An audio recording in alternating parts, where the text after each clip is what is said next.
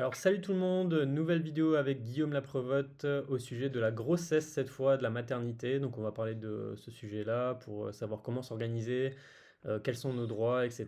Donc voilà, Guillaume, je vais te laisser commencer par expliquer un petit peu du coup qu'est-ce qui correspond à cette définition en fait déjà.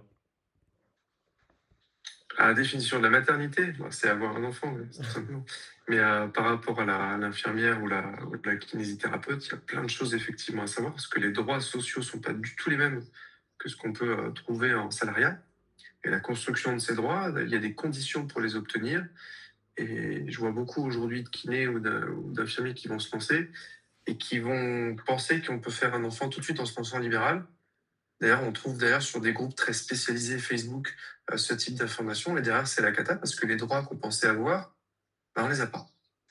Et derrière, il va y avoir aussi une notion attachée à la prévoyance, puisque la prévoyance, c'est pareil, elle se construit à partir des droits sociaux.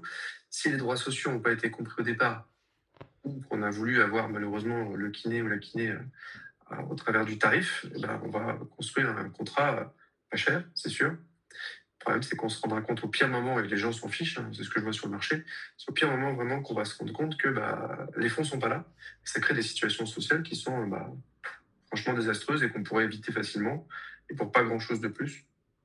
Euh, donc, du coup, le but de la vidéo aujourd'hui, ça va être d'informer sur ces droits et de retirer quelques petites fausses informations, j'espère, qui traînent sur les différents réseaux. Ok, super. Bah, du coup, c'est quoi nos droits imaginons que je compte avoir un enfant au niveau de la grossesse et tout, sans prévoyance, sans rien, qu'est-ce qui se passe en fait? Comment ça s'organise? Alors, s'il n'y a pas de prévoyance, on va partir du fait déjà qu'il n'y a pas d'arrêt de travail. Alors, ça reste assez rare, hein, parce qu'une kinésithérapeute qui va jusqu'à quasiment son terme avec un bébé dans le ventre, vu le métier que vous faites, je reste toujours extrêmement impressionné. Puis bon, c'est pas forcément non plus parfois bon pour le bébé. Et puis j'en connais aussi qui traitent beaucoup de patients psy qu'il vaut mieux totalement éviter euh, dans le cadre d'une grossesse. Donc les droits qu'on va avoir derrière, on va avoir déjà le droit à un congé maternité qui va se dérouler sur 8 semaines qui vont s'organiser autour du terme, dont 6 semaines qui vont être plutôt en postpartum. On peut également avoir un congé pathologique de 14 jours, avant, après, et on va avoir ensuite des indemnisations. L'indemnisation, elle va reposer, et c'est ça qui est très important de le comprendre, sur un chiffre d'affaires et une cotisation minimum effectuée. C'est-à-dire, je me lance en libéral, je change de régime social, puisqu'avant j'étais un régime salarié, je rentre dans un régime indépendant de la sécurité sociale. C'est deux maisons différentes, les droits ne sont pas les mêmes, et il faut reconstituer ces droits en libéral avant de se retrouver justement dans cette situation. Si on a cotisé assez, on va se retrouver avec une indemnisation qui est de 65,84 € par jour. D'accord. Et si on n'a pas cotisé assez, ces 65,84 € par jour, ils sont divisés par 10. Et 6,84 € par jour, on ne vit pas avec. Hmm. Donc si on a mal prévu le coup, ça va devenir compliqué. Et la première info que j'aimerais retirer à ce moment-là, c'est qu'il n'y a aucune prévoyance qui paye le congé légal de maternité. Ça n'existe pas. Celui qui va vous dire le contraire, il vous ment. On va trouver par contre effectivement des prévoyances qui vont verser des indemnités journalières liées à la maternité. On peut trouver ça. Le coût, je vous laisse deviner, qui va être assez élevé, parce que on sait que vous allez vous servir de la garantie automatiquement, donc l'assureur a prévu qu'elle soit à hauteur de ce qu'il va dépenser, hein, donc c'est pas forcément des très bons plans au niveau financier, et ça se trouve dans des contrats qui sont pas du tout adaptés pour les Mhm. kinésithérapeutes. Donc vous allez être attiré par cette prestation, mais en réalité le reste du contrat, vous allez pleurer, parce que lorsqu'il va falloir déclencher la grossesse, à déclarer une grossesse pathologique, un état pathologique vraiment de la grossesse, eh bien là on va se rendre compte que le contrat, même s'il verse des indemnités pendant le congé légal qui était prévu, il ne va pas payer la grossesse pathologique avant, ou il ne va pas payer la postpartum derrière, la dépression postpartum. Et donc, l'un dans l'autre, on va penser gagner à un endroit et en fait, on va perdre sur la majorité du système. L'assureur, il a l'habitude, il connaît tous les sinistres. Vous ne serez pas la première à vous arrêter. Il a déjà prévu soit un trou avant, soit un trou après. Mhm. Et quand vous posez la question s'il couvre tout parfaitement, il répondra toujours oui, c'est normal, c'est un commercial que vous aurez en face de vous. Donc il faut se méfier, il faut vraiment aller vérifier à l'intérieur du contrat ce qui se passe. Mais voilà, il y aura donc pas de prestations ou très peu de prestations, surtout quand on démarre, et c'est le plus important à comprendre parce que c'est un schéma assez classique. Je sors du salariat sur les conseils de certains groupes d'ailleurs pour me mettre en libéral pour faire mon enfant. Moi, j'ai vu des arrêts de travail avec une ouverture de col à 3 ou 4 centimètres au troisième mois de grossesse d'une personne qui s'est lancée à libéral il y a 15 jours. D'où vient le conseil? Je sais pas. Mais si la personne se dit ça va être génial par moi-même, je vois pas comment même sur les sites internet, on trouve pas forcément ce type d'information. Je vois pas ce qui a pu pousser cette personne à le faire.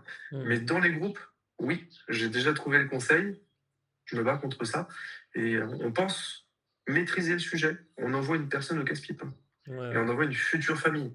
Le nombre de parents isolés aujourd'hui dans notre société, et chez les kinés, comme on a chez les kinésithérapeutes, un revenu qui est souvent assez valorisé, on va souvent retrouver du coup le schéma monoparental. Parce que la kinésithérapeute, déjà en tant que femme, elle va pouvoir complètement être émancipée, s'assumer elle-même, pouvoir avoir un enfant, un revenu suffisant pour les deux. Et donc, ce schéma, il existe très bien. Mais ce schéma, il va attirer des personnes qui veulent se lancer, pas des personnes qui sont installées depuis longtemps, qui ont ce revenu. Et dans le fait d'attirer ces personnes qui se lancent, qui n'ont pas acquis les droits, on pense donner un bon conseil, et en réalité, on envoie une personne dans une situation financière désastreuse. Hmm. Voilà. Donc il faut effectivement revoir bien les choses, bien maîtriser le sujet, et voir ça avec un professionnel. Les groupes Facebook sont géniaux pour certains sujets, mais vous aurez toujours un avis avant un conseil, Hmm. et un avis peut-être dangereux. Hmm. Un conseil donné par un professionnel, le professionnel, il va engager une responsabilité civile professionnelle contre laquelle vous pouvez vous retourner s'il y a eu un souci. Ce n'est pas le cas d'un avis sur Facebook. Il faut faire attention à ça. Oui, c'est ça, faut toujours être critique en fait avec ce qui se dit. Je trouve que les groupes Facebook, tout ça, c'est bien pour avoir plein d'idées ou de façons de penser des fois différentes qu'on n'aurait pas eues nous-mêmes, et même certaines expériences. Bon, c'est toujours intéressant, maintenant, faut pas en faire des généralités, mais Et faut se même dire des que c'est infos en pas... avant-première, hein. Il y a Ouais. des gens qui ont par Mm, des réseaux personnels des accès à des infos. Moi, je me régale hein, sur les réseaux pour ça, hein. mm, mm. On apprend aussi des autres, hein. Il y en a qui ont d'autres infos que je n'ai pas. Ça existe, heureusement. Je ne sais pas tout à chaque fois, mais ça nous permet effectivement d'évoluer. Mais malheureusement, dans la masse, on trouve surtout des avis. Moi, ou j'ai entendu que, et j'en fais des fois une expérience personnelle, et je la retranscris malheureusement, des fois, rien que d'un département à l'autre, on a des caisses de sécurité sociale qui ne font pas les mêmes indemnisations. Mm. Il y en a qui prennent même de l'ostéopathie, on a ça, il y en a qui ne remboursent pas de l'ostéopathie. Alors, la situation, elle est vraiment à voir de manière spécifique, avec le lieu où on est, la situation familiale, euh, la situation professionnelle, la trésorerie qu'on a. Il y a énormément de choses à voir. Mm. Ouais. Mais ça peut pas s'expliquer en un commentaire malheureusement simple, même si on essaie des fois d'en faire, mais c'est tellement complexe et tellement individualisé qu'il faut le voir de manière posée avec un professionnel et en discuter. Pas pendant 10 minutes, c'est un peu plus long que ça. Mm, mm. Ouais, tout à fait. Mais c'est vrai que c'est bien, oui, pour avoir au moins une petite opinion déjà première avant de pouvoir, voilà, de pouvoir réfléchir sur ce sujet, je trouve. Mais clairement, après, il faut avoir des gens compétents qui s'y connaissent réellement et pas juste des avis Facebook, comme on avait dit. Donc, voilà. Donc, ça, par exemple, on peut venir vers toi pour justement avoir un vrai bon diagnostic, on va dire, de la situation pour trouver la solution adaptée, quoi. Et j'ai pas besoin de vendre une prévoyance pour ça, comme j'ai déjà dit à beaucoup de gens. Il y a beaucoup de gens que j'ai pris au téléphone et que j'ai expliqué pendant une demi-heure tout ce qui allait se passer. On n'a Mm, pas souscrit de contrat, mm, mais au moins la personne est informée. Ça me mm, va de travailler comme ça, je sais comment je fonctionne. Ça me donnera plus ou moins de monde plus tard, hein. Je sais aussi que je ne travaille pas non plus strictement pour rien. mm, Mais voilà, n'hésitez pas à me contacter, je vous expliquerai au cas par cas, avec votre situation à vous, combien vous allez percevoir, ce qui va se passer dans l'ordre, à quelle date, mm, pour que vous puissiez vous projeter, parce qu'il y a ce que vous pensez avoir et il y a la réalité. Et la réalité, quand elle tombe, et qu'elle est différente, et qu'on a un bébé dans le ventre, ou qu'on vient juste d'être maman, la situation d'angoisse, elle est décuplée. mm, ouais, bah ouais, c'est clair, c'est clair. Donc, vaut Et mieux vraiment se on peut préparer. totalement éviter ça. Une fois que c'est bien expliqué, bien accompagné, il n'y a pas de sujet. Mm, tout à Ça se fait. passe très bien. Heureusement. Majoritairement, ça se passe bien. Je voulais savoir, bah, du coup, pour un petit peu débroussailler un peu ben, le sujet, c'est quoi la différence entre une kiné salariée qui va tomber enceinte et une kiné libérale? Enfin, c'est quoi les droits, la différence de ce qu'on peut avoir, etc. Est-ce qu'il faut aussi être salarié pendant un certain temps, comme tu disais, en libéral, est-ce qu'il faut être libéral un certain temps? Enfin, comment on fait pour comprendre les situations différentes et ce qui peut tomber, quoi? Alors, en libéral, pour pouvoir avoir un enfant et bénéficier des droits, il faut avoir cotisé ce qu'on appelle 10% du PASS. C'est-à-dire avoir cotisé, avoir gagné 4 582 en 2026, c'est ça. Ça bouge chaque année, le pass. 4 586 € de BNC minimum avant de pouvoir se mettre en arrêt et en grossesse. Il y a beaucoup de kinés aujourd'hui qui font de la kinésithérapie libérale en complément de leur activité salariée Mmh. et justement passe en libéral dans la jonction pour justement profiter ensuite de la situation libérale qui peut être effectivement plus agréable pour gérer ensuite un enfant et être plus proche de l'enfant. Mais justement, quand on fait du complément, et c'est là où il y a le risque, bah, on bascule dans le régime libéral, on a cotisé de l'activité complémentaire, on n'a pas cotisé assez, on se retrouve avec une indemnisation qui va être du coup beaucoup plus basse. C'est ce schéma-là qu'il faut éviter. Il reste quand même rare, en général, quand on se lance en kinésithérapie, on arrive très rapidement, en un mois, à faire 4 000 € de BNC. Mmh mh. Ça se fait. Mmh. Mais c'est pas toujours le cas. J'en ai vraiment qui font moins, qui font vraiment une activité complémentaire, qui est d'ailleurs pas souvent rentable.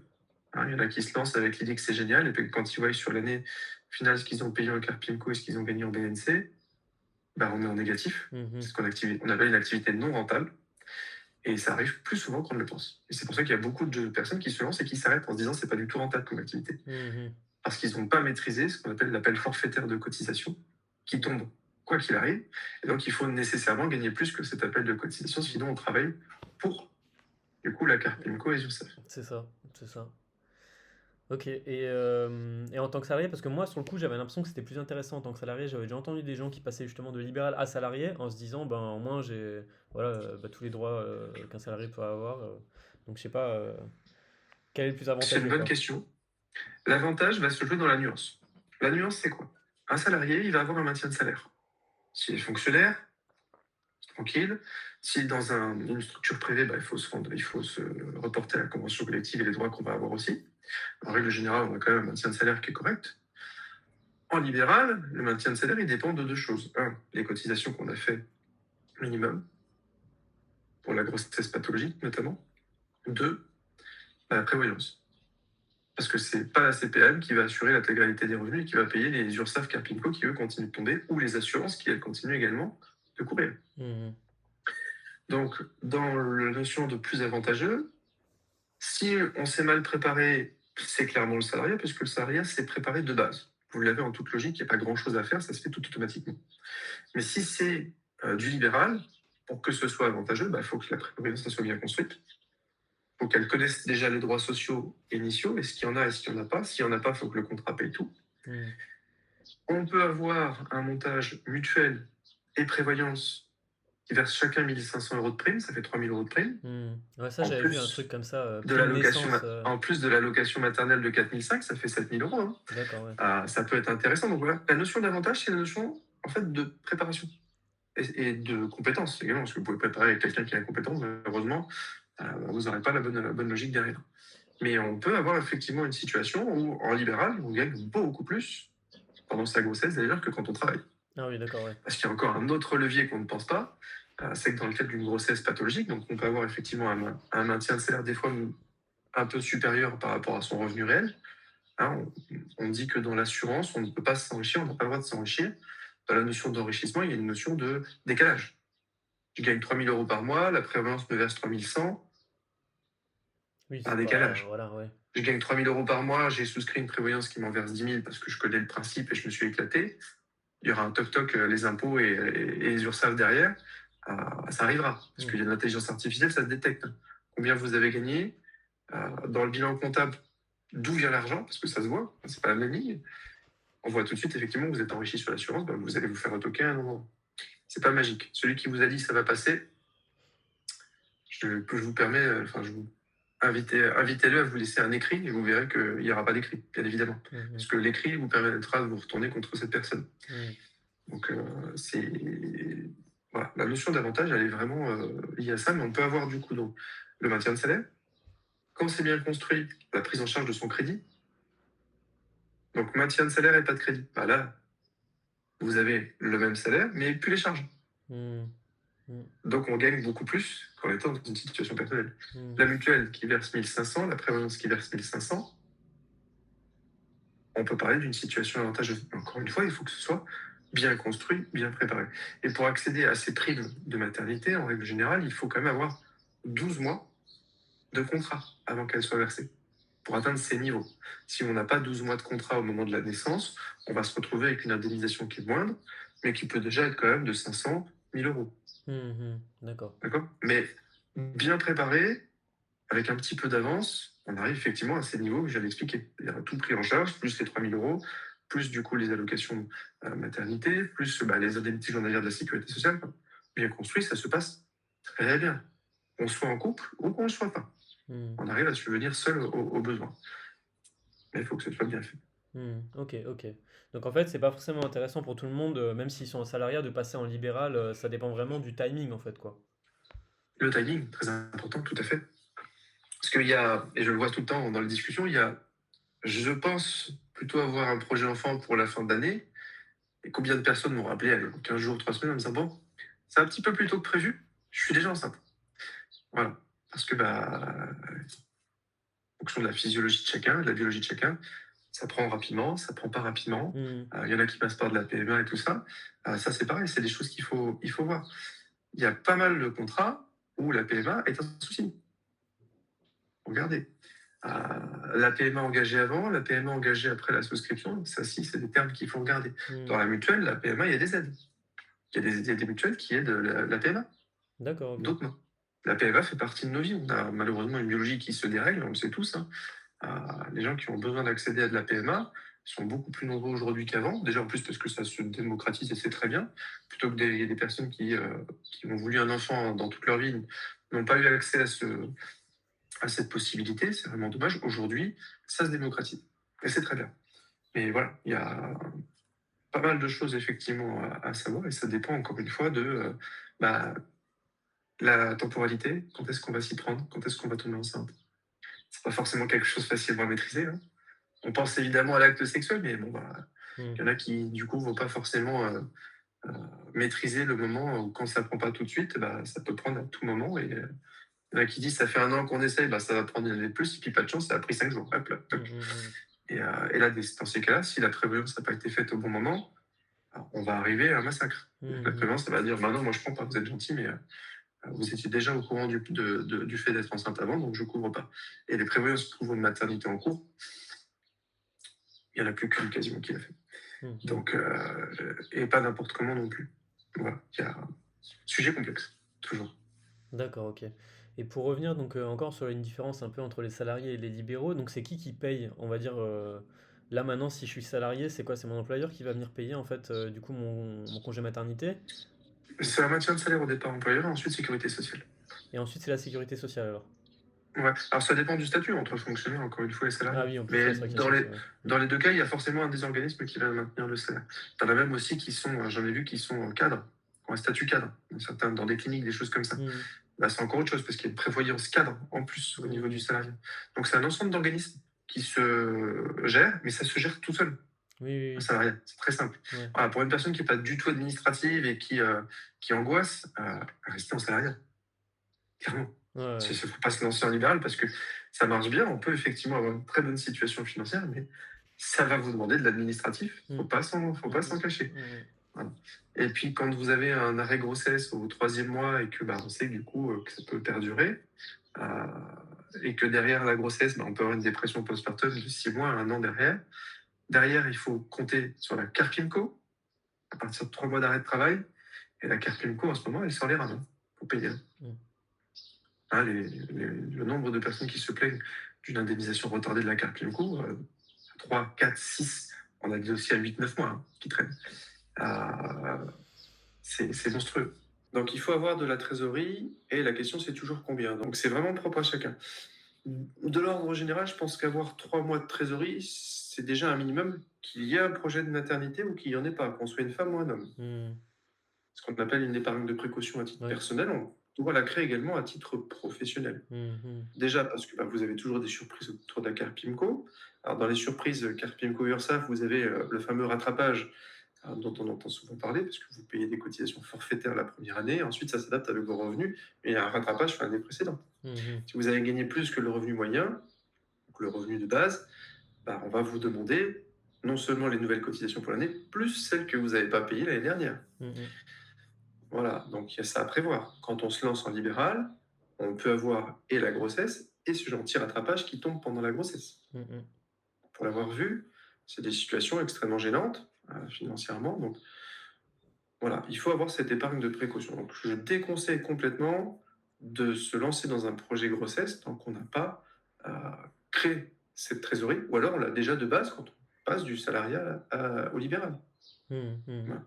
Mais se lancer dans un projet de naissance comme ça, sans avoir les reins solides financièrement en libéral, ça peut pas bien se passer.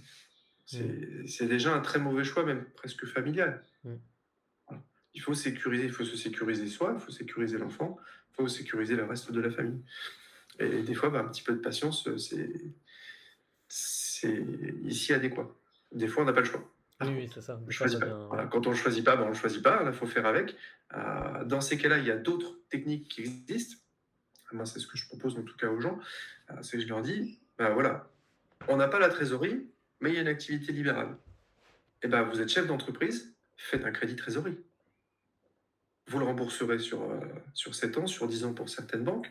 Ça fera une petite mensualité à traîner, mais au moins sur la période de la naissance, vous avez un stock d'argent que vous n'êtes pas obligé d'utiliser, mais s'il y en a besoin, il est là. Ce Mhm. sera beaucoup plus difficile d'aller faire un crédit une fois qu'il n'y a plus de revenus.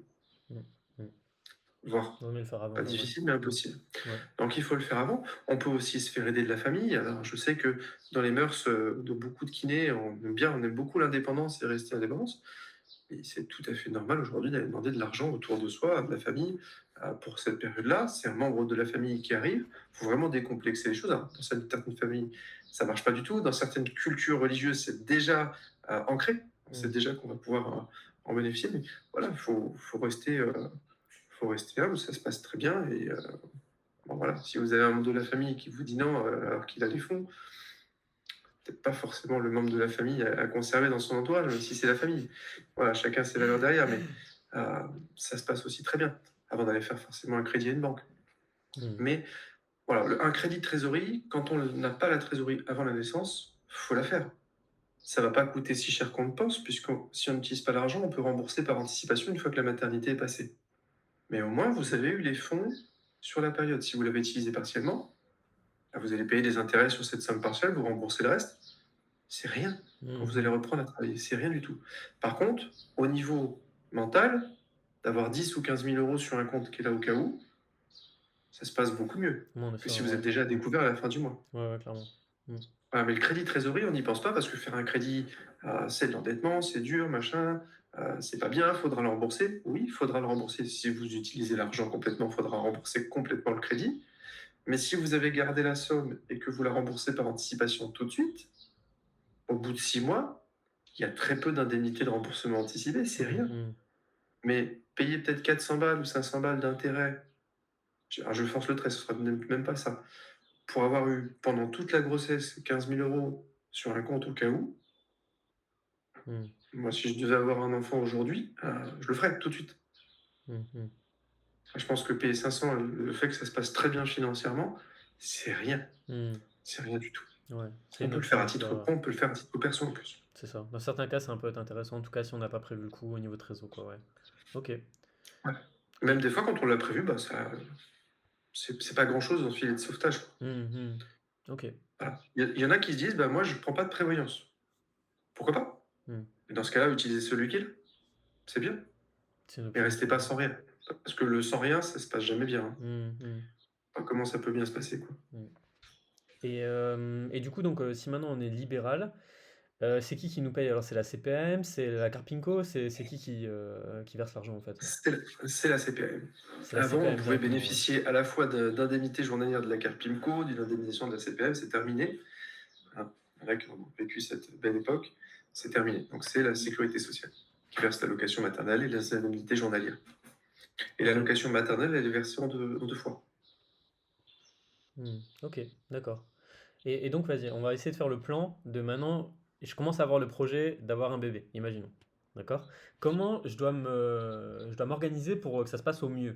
Est-ce que je dois prévenir la CPM directement ou enfin, tu vois? Est-ce que je dois commencer à regarder pour la prévoyance? Enfin, tu vois, dans le meilleur des cas, comment est-ce que je ferais pour m'organiser, quoi? Alors, dans l'idéal, on va dire qu'on s'y prend avant de tomber enceinte. Déjà, à partir de cette situation, vraiment situation idéale. Donc j'ai mon projet, je sais que j'aimerais en tout cas tomber enceinte cette année ou l'année suivante. Ok. Première chose à voir, c'est effectivement la prévoyance, puisque la prévoyance, si vous la souscrivez et que vous êtes déjà enceinte, 98% des prévoyances du marché vont exclure la maternité et la grossesse Hmm. pathologique. Pas de chance. Dans la prévoyance, il faut vérifier à la fois la couverture de la grossesse pathologique, elle doit être ce qu'on appelle sans limitation, c'est-à-dire que l'assureur ne doit pas en parler dans ses conditions générales. S'il en parle, c'est qu'il la limite. Il la couvre moins bien que les autres. Il faut également couvrir parfaitement la grossesse pathologique. Enfin, pas la grossesse pathologique, mais la dépression postpartum. Postpartum. La dépression postpartum, on se dit toujours, moi je ne suis pas soumis et j'ai pas les prédispositions génétiques, blablabla. Une fois que vous avez accouché, il y a une chute hormonale qui se produit. La chute hormonale, elle crée des doutes. Vous avez une situation libérale où avant, vous avez déjà vécu la situation où ça vous consommait un peu de fatigue, un peu de votre temps, un peu de questions. Là, du coup, il y a un enfant en plus. Il faut s'organiser. Mhm. Et souvent, qu'on ne se le cache pas, malgré l'évolution de la société, c'est toujours sur la maman que ça repose aujourd'hui, dans la plupart des cas. Donc, ce phénomène-là, au moment de se dire, mince, j'ai mon enfant, je vais peut-être pas rester assez longtemps avec, peut-être qu'il va entre guillemets, mal être éduqué ou partir dans une mauvaise voie parce que je n'ai pas passé assez de temps, ou je ne l'ai pas allaité, ou blablabla.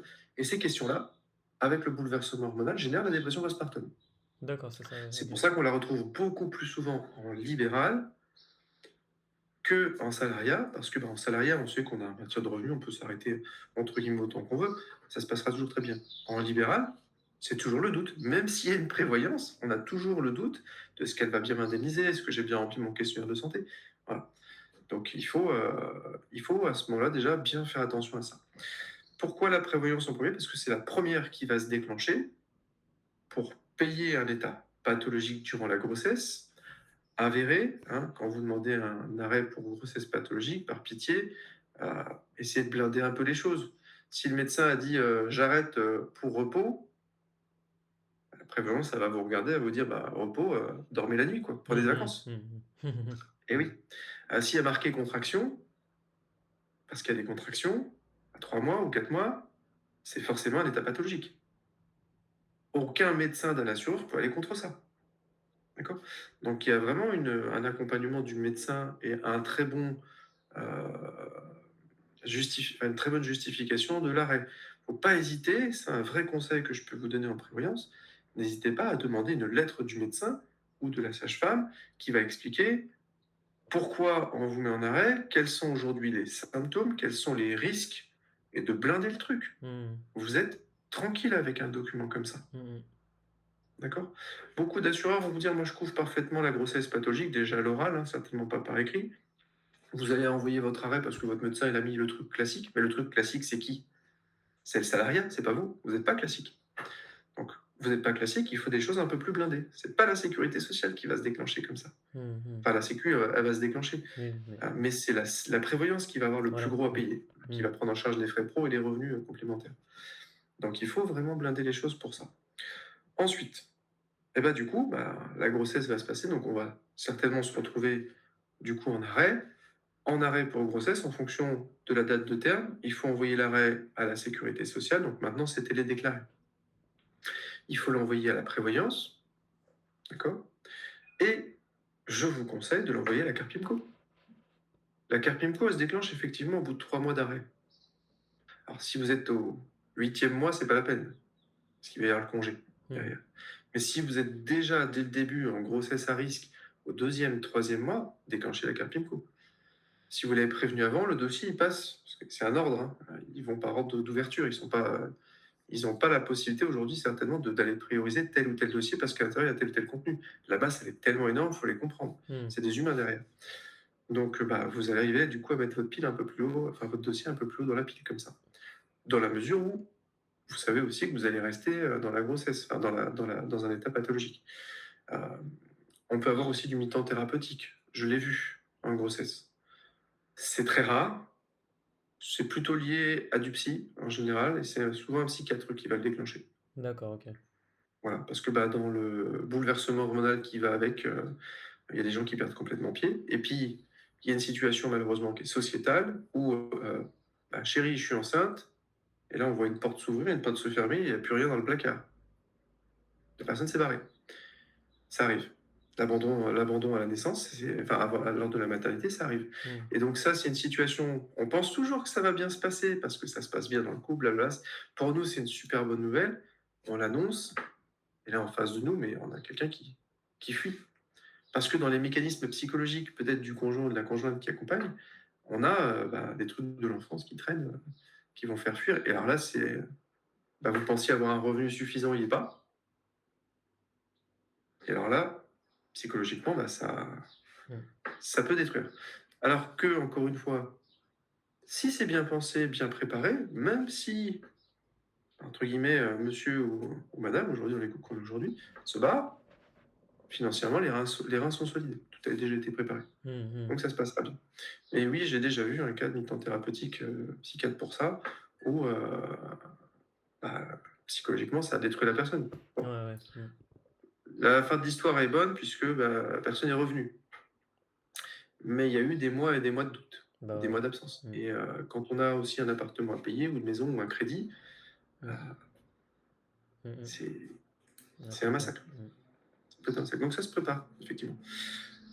Donc on envoie Carpimco, arrêt de travail à la prévoyance et la CPAM. Ensuite, bah, du coup, on va arriver dans la possibilité de déclencher un congé pathologique, c'est-à-dire de prendre 15 jours de congé supplémentaire avant le congé maternel. Ensuite, on a un congé maternel de 8 semaines, d'accord, qu'on peut décaler un petit peu autour de sa maternité, Mmh. avec 6 mois minimum postpartum. Mmh. 6 semaines minimum, 6 mois ce serait bien. 6 semaines postpartum. Et on peut reprendre également un congé pathologique derrière. Parce que la grossesse, la naissance, c'est pas forcément bien passé, ou qu'il y a une situation, encore une fois, personnelle, qui génère du coup un état d'anxiété. Ça arrive. On va percevoir du coup bah, les allocations maternelles, hein, qui est de 4005 euros versés en 2 fois. On va recevoir les indemnités journalières, donc 6,58 € par jour d'arrêt de travail si on n'a pas assez cotisé, 65,84 € si on a cotisé, c'est nettement mieux, même si, encore une fois, ça ne viendra pas tout payer, parce qu'il y a le revenu, on pense revenu, mais quand vous êtes en congé pathologique, en congé maternité ou en arrêt pour grossesse pathologique, les charges continuent. Si vous avez un loyer de cabinet, la personne qui est propriétaire va pas vous dire: «Bah, restez chez vous, je vous Mmh. exonère de payer». Mmh mh. Évidemment, et des fois ça paraît tellement loin, on n'y pense pas et pourtant ça paraît tout à fait logique quand on se penche un peu sur le sujet. Il y a des assurances qu'on va pouvoir effectivement sur lesquelles manœuvrer, mais ce que j'invite chacun à ce moment-là à faire, c'est de regarder en amont si vous avez des crédits dans le contrat d'offre de crédit, si vous pouvez mettre votre crédit en pause. Mmh. Mmh. Oui, ça, c'est peut-être possible aussi, ouais. Mmh. Ça peut être une super chose. Alors oui, ça a un coût de mettre en pause son crédit, on va payer des intérêts complémentaires, on va reporter la date de fin du crédit, mais sur une période de maternité, vous avez intérêt à renflouer complètement les caisses parce qu'il y a à la fois la période de maternité, la naissance, mais après la naissance, vous allez avoir tout un tas de dépenses qui vont arriver. Il faut acheter un lit pour bébé, il y a du lait maternel, il y a les couches. Les couches, c'est une véritable fortune. Mmh Les mh. gens ne se rendent pas compte. Mais regardez le budget course que ça donne en un mois. Mmh mh mh. Si vous, déjà, à la fin du mois, vous aviez du mal à boucler le mois, ou vous arriviez à mettre 100 € sur un PER pour votre retraite, mais pas plus, mais quand il y a les couches, mais vous versez plus rien de nulle part. Mmh. C'est plus que ça. Et ça va pas durer qu'un mois. C'est tous les mois. Donc, effectivement, ça se prévoit.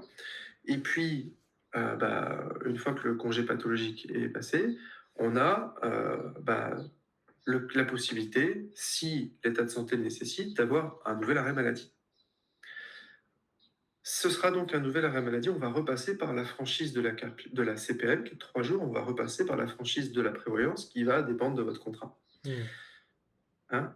Il existe, paraît-il, mais moi je ne l'ai pas vu fonctionner jusque-là, mais ça a apparemment fonctionné chez d'autres assureurs, ou chez certains assureurs, d'avoir un arrêt maladie prolongé pendant le congé maternité, c'est-à-dire que le médecin continue à déposer des arrêts, pour continuer cet arrêt en prolongation après la naissance. Théoriquement, je pense que ça peut fonctionner puisque on peut avoir un motif d'arrêt avant la maternité qui n'est pas lié à la maternité. J'ai perdu les 2 jambes dans un accident de voiture où je suis en reconstruction, c'est peut-être un arrêt de travail de 3 ans.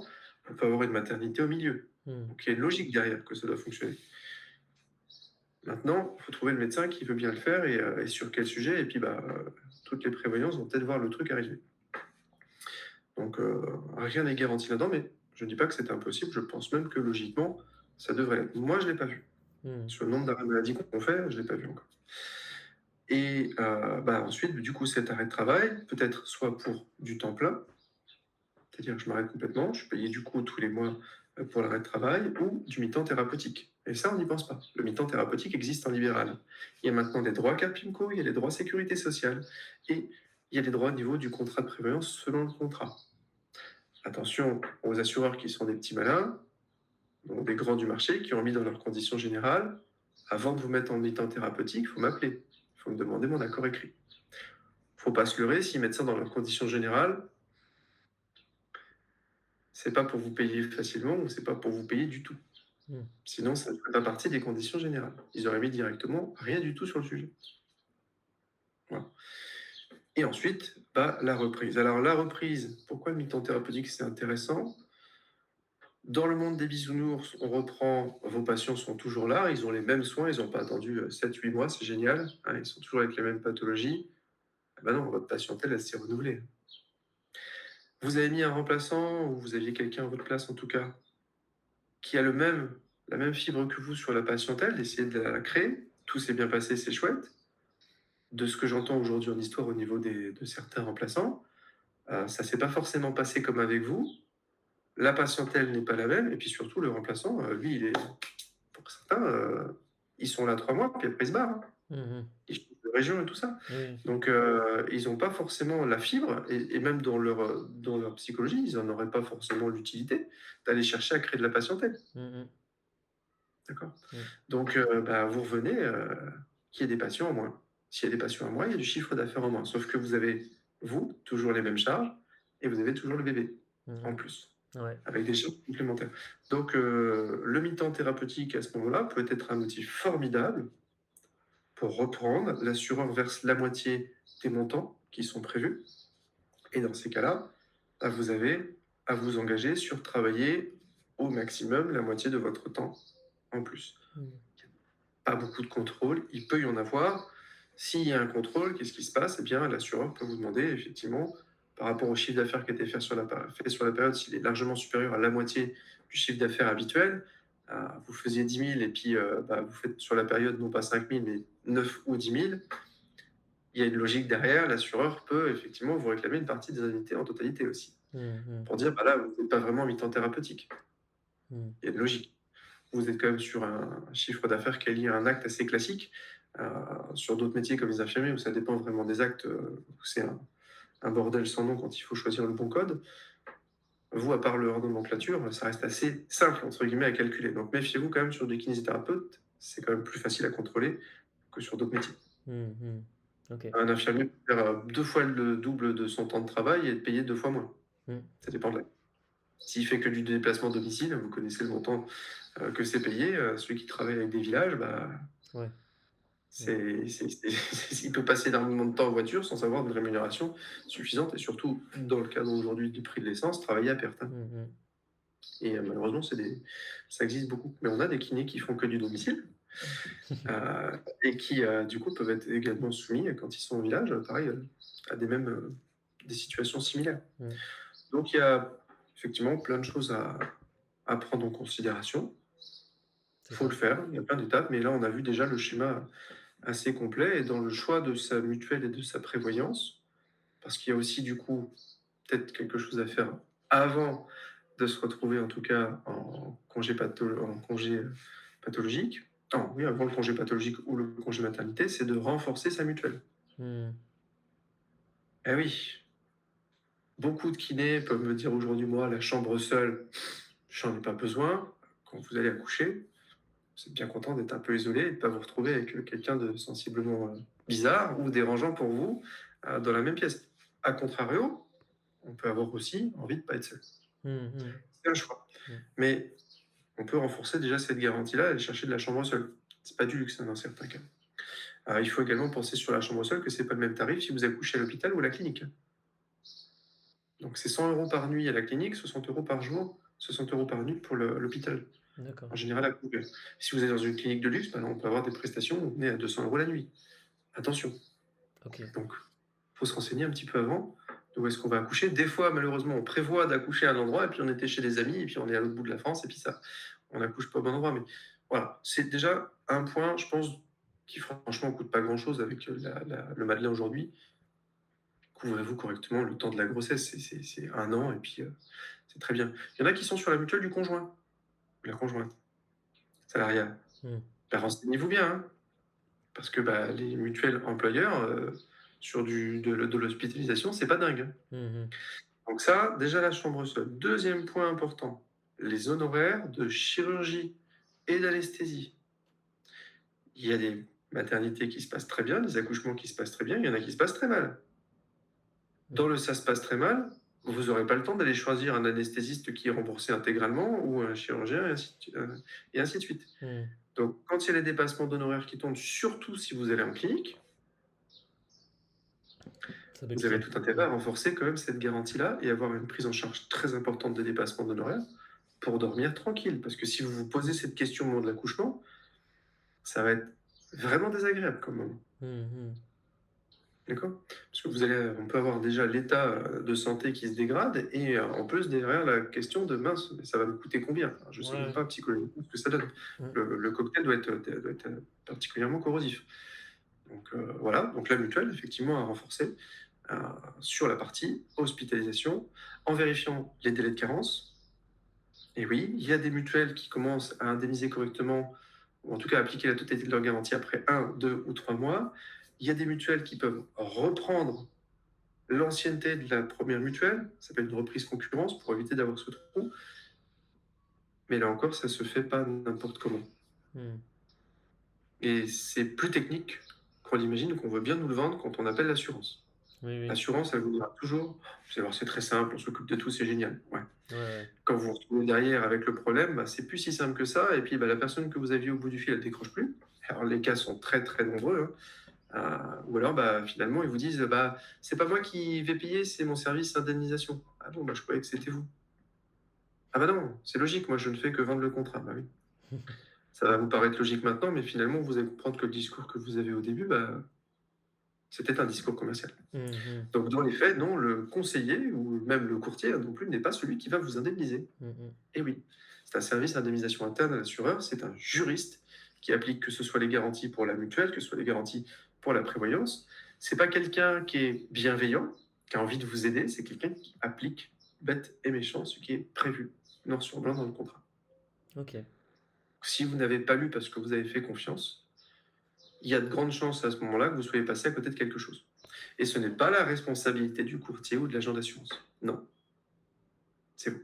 Mmh. Et on vous le dira systématiquement.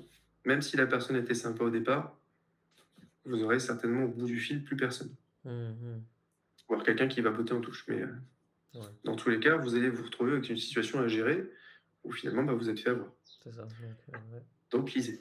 Lisez, lisez, lisez, lisez. D'où l'intérêt d'avoir un bon courtier qui va venir vraiment nous conseiller par rapport à notre situation spécifique et qui va nous montrer vraiment les choses sans chercher à nous arnaquer, quoi, en fait, quoi. Ouais, Ouais. nous, c'est souvent qu'on met carrément les extraits de conditions générales à la vue du client. Lisez au Faire moins bien ça clair, ouais. pour le comprendre. Et c'est pas compliqué, hein. Encore une fois, je l'avais dit dans une précédente vidéo, il y a Lipide, qui est le document qui résume C'est sur ça. une page recto verso pour la mutuelle, la prévoyance, l'assurance habitation, tout. Vous avez à chaque fois ce document. Lisez au moins ça. Vous pouvez pas avoir de mauvaises surprises. Les pires trucs sont dedans.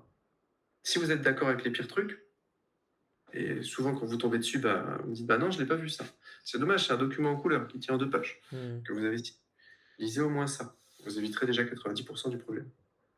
OK. Donc là, Imaginons, enfin là de ce que tu m'as dit, je suis en train de réfléchir à exactement qu'est-ce qu'il faudrait faire pour que ça se passe bien en tant que libéral. Donc il faudrait déjà que je travaille en tant que libéral pendant un certain temps pour atteindre le plafond maximum, ce que tu disais par rapport à la Sécu, pour être à 65 euros. Donc c'était quoi, 4500, t'as dit en BNC, c'est ça? C'est 4 582 de BNC minimum de cotisation. D'accord. Donc ça, c'est déjà l'élément principal. Ce que tu disais au niveau du choix de la prévoyance et de la mutuelle. Donc il faut que j'essaye d'anticiper pour changer et choisir une bonne mutuelle prévoyance qui va correspondre à mes besoins à partir du moment où j'ai le projet bébé. Et aussi pour être dans les délais de carence. C'est ça, parce qu'en fait, Oui. comme on disait, Et si oui, maintenant j'ai mon bébé enfin, trop tôt par rapport à ouais. mon projet, ben je risque de pas être dedans et de pas l'avoir. Donc il faut à la fois anticiper les deux points-là, en fait, quoi. Il y a des prévoyances qui couvrent parfaitement la grossesse pathologique, mais qui ne couvriront pas la grossesse si on tombe enceinte dans les 9 ou 12 premiers mois du contrat. D'accord, ouais, tu vois. Et Donc, c'est un piège, ouais. parce qu'à la première question, on va vous dire oui, vous allez vous encager, vous allez tomber enceinte, vous allez envoyer votre argent, on va dire, attendez, c'est bien écrit, Mhm. d'accord? Il y a Ouais, c'est 9 ça. mois ou 12 mois de délai d'attente, ça s'appelle un délai d'attente. Pas Mhm. un délai de carence, délai d'attente. Mhm. La carence, c'est la franchise. D'accord. D'accord, d'accord, ouais. Ok, donc en fait, Donc, oui, il y a quasiment un an en fait, de préparation minimum, j'ai ouais. l'impression, tu vois. Pareil sur la prévoyance, ça vaut le coup d'aller chercher une franchise courte, c'est-à-dire un nombre de jours indemnisés, non indemnisés au début du contrat, le plus court possible, puisque vous allez vous servir de la prévoyance. Hmm, Vous le savez pertinemment, d'ailleurs, en général, c'est souvent ce qui fait se rendre compte les personnes d'aller en chercher une, c'est la grossesse. Et quand on en a besoin et qu'on se rend compte que ça se passe finalement pas comme on l'avait prévu, dans certains cas, on est bien content de l'avoir souscrit. hmm, Mais la franchise, dans ces cas-là, il faut qu'elle soit courte, même si le contrat coûte plus cher. Il faut savoir autre chose, c'est que dans la plupart des contrats, à part certains grands de ce monde qui ont retiré ça, normalement, votre prévoyance s'autofinance hmm, durant l'arrêt maladie ou la validité. Vous allez chercher un contrat comme ça.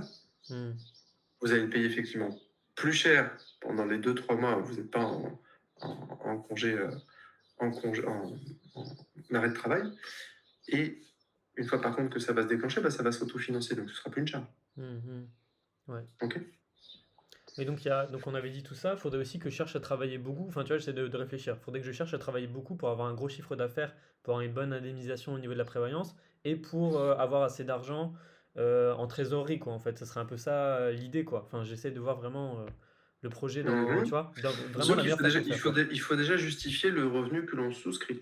Alors, on a des prévoyances forfaitaires qui vont payer le revenu souscrit quoi qu'il arrive, mais il y a toujours des notions quand même qui se cachent dans les contrats de cohérence. Hmm, Encore une fois, je souscris une prévoyance forfaitaire à 10 000 euros par mois, j'en gagne 3 000, la prévoyance va me payer, blablabla, tout va bien se passer, il y a quelqu'un d'autre qui va me tomber dessus. hmm, D'accord. hmm, On peut se retourner contre moi pour plein de choses derrière, sur l'enrichissement d'assurance. Donc, il y a pas de situation magique. Et celui qui va vous dire oui, c'est simplement pour vous vendre le contrat plus cher et donc être mieux rémunéré. Donc, il faut faire attention à ça. Donc, il faut être cohérent. Après, dans la notion de cohérence, quand une personne démarre, on ne connaît pas son revenu. Donc, l'assureur, dans la plupart des contrats, ont prévu justement que sur les premières années, ils vont payer, entre guillemets, les yeux fermés. Mais un autre conseil que je peux donner, et qui prend beaucoup de temps et qui retarde toujours les indemnisations aujourd'hui, quand vous arrivez dans une prévoyance, parce que vous avez fait le choix stratégique pour vous de vous passer de la prévoyance dès le début, d'aller chercher uniquement pour le projet maternité. Il y a plein de gens qui sont concernés et qui verront cette vidéo. Je ne juge pas, c'est un choix stratégique que vous faites. Pourquoi pas? Mais quand vous allez arriver dans une prévoyance, qui est une caisse de mutualisation des cotisations de Rodolphe, des cotisations de X et des cotisations de Y pour payer votre arrêt maladie. Vous arrivez dans une caisse où vous allez demander plusieurs milliers d'euros par mois, alors que vous avez cotisé 200, déjà 300 euros, ça vous a paru certainement une fortune, mais verser 300 euros pour demander 5 à 6 000 derrière, si vous êtes un petit peu investisseur dans l'âme, hmm. c'est des investissements sur lesquels je me jetterai. Mais voilà, aujourd'hui, l'assureur, dans ces cas-là, et dans beaucoup maintenant de prévoyance, on a un système carrément antifraude. C'est-à-dire que vous passez dans un process derrière où l'assureur va venir complètement éplucher votre carte vitale et vos antécédents médicaux. Donc, en amont, très en amont, vous allez sur amélie.fr, rubrique Mes paiements, vous sortez l'historique de votre carte vitale sur les 27 derniers mois. De cet historique, il faut retrouver tous les comptes rendus médicaux de chaque passage chez un praticien. Et La question qui retarde pendant des mois toujours une indemnisation, c'est bah, moi j'ai vu ma gynéco, mon gynéco, il m'a pas fait de compte rendu, l'assureur le demande. Oui, parce que la sécurité sociale prévoit que quand un praticien rencontre un patient, il y a un compte rendu. Hmm. Beaucoup font la passe dessus parce qu'ils n'ont pas envie d'écrire ou pas envie de s'embêter, et que c'est plus facile, pourquoi pas, mais c'est à cet endroit-là que vous allez payer la facture. Parce D'accord. que quand il faut revoir le praticien, et souvent des fois c'est un chirurgien que vous avez vu il y a 6 mois de l'autre côté de la France, parce qu'il va vous dire, moi je fais pas ça par mail, il faut venir me voir, bon courage. Et c'est vraiment un cas concret, et peut-être qui retarde le plus souvent aujourd'hui les indemnisations.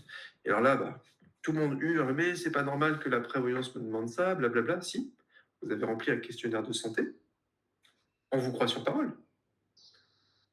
Mais ça veut dire, si on peut, on doit vous croire sur parole, que moi j'ai un cancer, je vais ouvrir mon questionnaire de santé, je vais dire, bah non, j'ai rien, toc, toc, toc, toc, toc, et ensuite je vais venir ponctionner pendant 3 ans dans la caisse plusieurs milliers d'euros. Hmm. C'est pas l'argent de l'assureur que je prends, c'est le vôtre. L'assureur ne protège pas son argent, comme beaucoup est mal pensé. Assureur voleur, dans cette caisse-là, c'est votre argent Hmm, hmm, qu'il protège. hmm. Et il a obligation de le faire.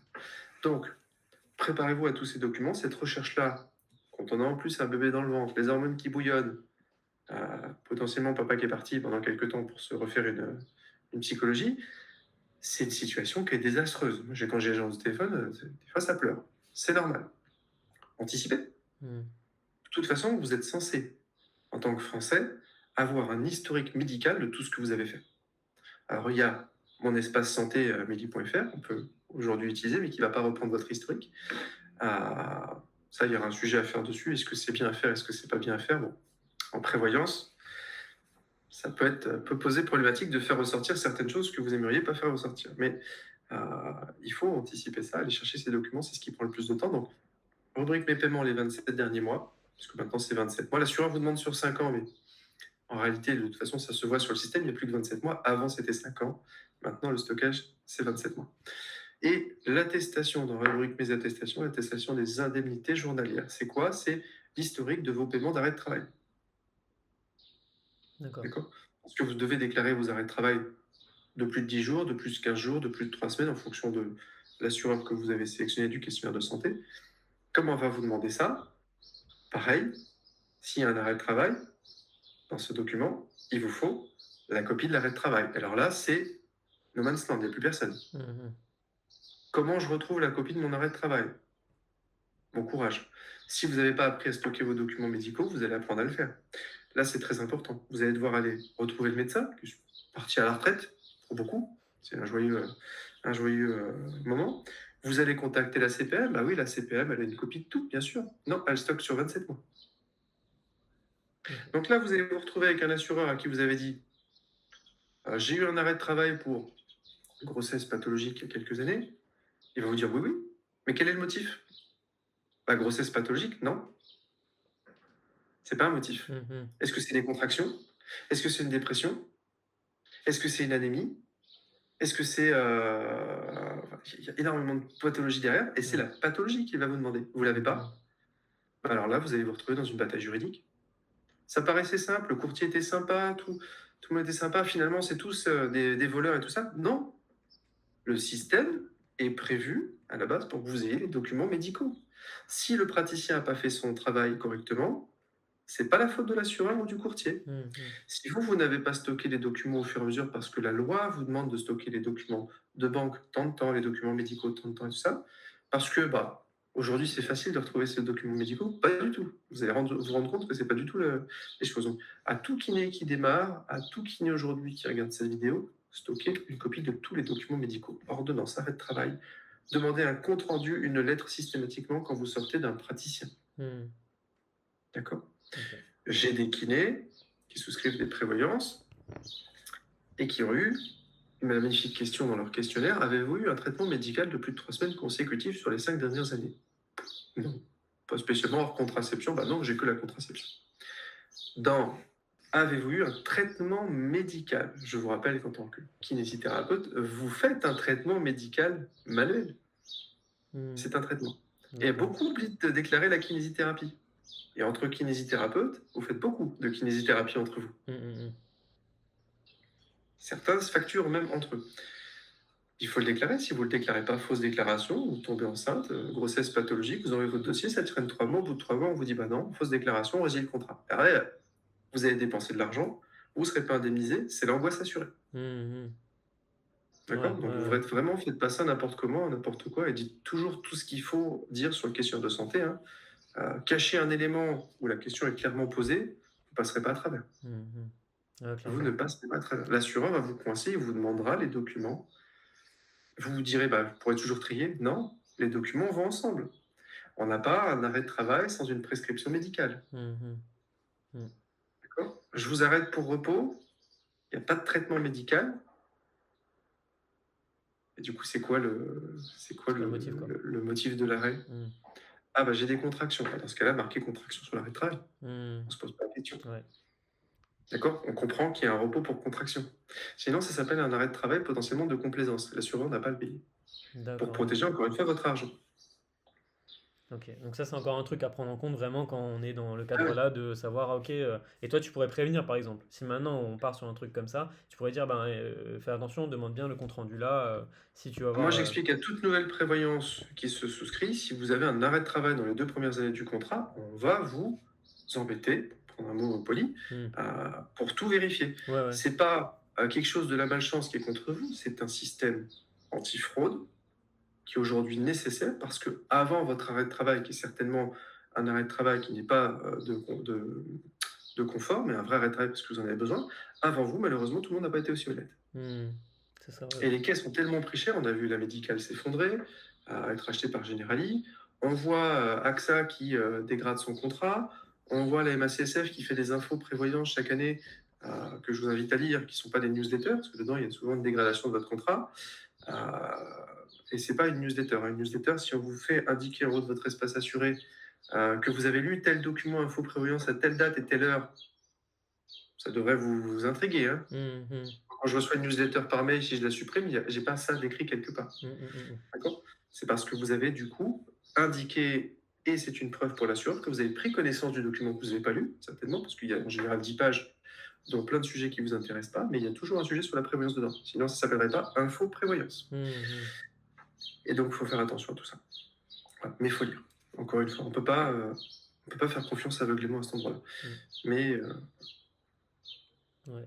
Donc ouais, ça c'est des petits pièges en fait sur lesquels toi tu pourras accompagner justement avant de souscrire un contrat. Et ouais, c'est ça, faire le bon choix en fait, et puis être sûr de ne pas se faire avoir sur les trucs comme ça. Après, ben, je crois qu'on en avait déjà parlé auparavant, on n'a pas parlé dans la vidéo, mais il y avait justement, comme tu disais, une espèce de fraude sur les groupes Facebook où les gens se passaient les infos sur telle ou telle prévoyance à choisir et qui allait bien rembourser, etc. Et c'est ça qui a fait que ben, il y a eu toutes ces choses qui ont été mises en place par les assureurs pour se protéger en fait, quoi. Donc, je sais pas si tu peux en alors parler un là, petit on peu. va peut-être lâcher une petite bombe, c'est clair, mais aujourd'hui, il y a des commentaires écrits sous des gens qui sont anonymes sur Facebook. Alors, quand la justice doit passer par là, l'anonymat, il est levé, hein. Mm, mm. D'accord. On pense être protégé, ça ne le sera pas. Si on a donné le conseil à une personne en salariat, par écrit, mets-toi en libéral, souscris une prévoyance forfaitaire, blablabla, fais tout le truc, grossesse pathologique immédiate, tu vas voir, tu mets tel motif, ça s'appelle un conseil pour fraude. Et dans les groupes Maman et Kiné, Maman et Idel, pour avoir mis le nez dedans, vous allez retrouver ce conseil. Le problème, c'est que si moi j'y suis arrivé, alors moi je suis pas assureur, je m'en fiche, mais l'assureur qui est nommé, qui a indemnisé ses arrêts de travail, faut pas vous leurrer, hein, c'est une question de temps, vous ferez tomber dessus. Alors, est-ce que les assureurs ont eu accès à ce groupe? Bonne question. La réponse est oui, depuis longtemps. Ce groupe, les 2 groupes sont déjà aujourd'hui surveillés. Mm, mm. Et pas juste surveiller, on regarde, surveiller, investiguer qui a conseillé quoi, parce qu'on ne parle pas de quelques milliers d'euros, on parle de 150 000 à 200 000 par enfant pour certaines personnes. Parce qu'on a un arrêt de travail de 6 mois avant la grossesse et on a 3 ans d'arrêt de travail postpartum pour dépression, avec une indemnisation à 5 ou 6 000 euros par mois, entre les frais pro et les revenus. C'est monstrueux ce qui a été pris. Mm. Et il y en a qui ont cumulé le deuxième, le troisième enfant, ça s'enchaîne. Donc, bravo à ces personnes qui ont donné ces conseils-là. Et derrière, il y a souvent des agents d'assurance qui vous ont ensuite refourguer le contrat. Mmh. Mais ça s'appelle une fraude en bande organisée. Est-ce que les assureurs y ont accès? Je peux vous assurer que oui, aujourd'hui, on le sait pertinemment et que les démarches seront entreprises. Preuve qu'ils ont eu accès à ces démarches, la première chose aujourd'hui qu'on retrouve de dégradé dans les contrats, c'est quoi? C'est la grossesse et l'affection psychique. Mmh. Un des grands assureurs qui a largué complètement les kinésithérapeutes à la suite de ça, c'est ABI Assurance. Et heureusement pour eux, ils ont eu trouvé l'information. Et parce que vous trouvez vraiment nominativement, allez chez tel et tel assureur pour tel et tel contrat, blablabla. Mmh mh. L'assureur, quand il voit ses caisses se vider, il ne faut pas vous leurrer, hein. Il fait des choses, il fait des actions. Il Mmh. ne se contente pas de juste de payer. Il va chercher à juguler le problème. Et on sait pertinemment aujourd'hui que c'est dans ces groupes qu'il y a malheureusement quelques personnes, pas toutes, heureusement, qui ont généré ce type de conseil qui est lu par des milliers de personnes derrière. Et on a des gens pour qui ça marche pas. Parce que ils ont suivi le conseil et aujourd'hui les assureurs se sont protégés, ils ont dégradé la grossesse, ils ont dégradé le postpartum, ou tout simplement ils ont mis un délai d'attente au début de leur contrat. Mmh Et mh. ça, dans le conseil, vous n'allez pas forcément retrouver cette information puisque le contrat qui était vendu il y a 6 mois n'est plus le même qu'aujourd'hui. Pourtant, c'est le même assureur, il s'appelle pareil. Et Mmh voilà. mh. Vous irez regarder le numéro de votre contrat MACSF, par exemple, il s'appelle P quelque chose. Le P quelque chose, il change longtemps, Mmh des mh. fois. Donc on a effectivement des mises à jour de contrats qui sont faites et l'assureur, il n'est pas bête, il a prévu le truc. Mmh. Donc ça crée à la fois des situations où on a des gens qui ont conseillé une fraude, des gens qui sont complices. Et là, je me tourne gentiment, on en a parlé sur les réseaux Kiné de France et tout ça, de la modération. Quand c'est une fraude à l'assurance qui n'a pas de modération, est-ce que l'assureur va se retourner contre le propriétaire du groupe à un moment donné?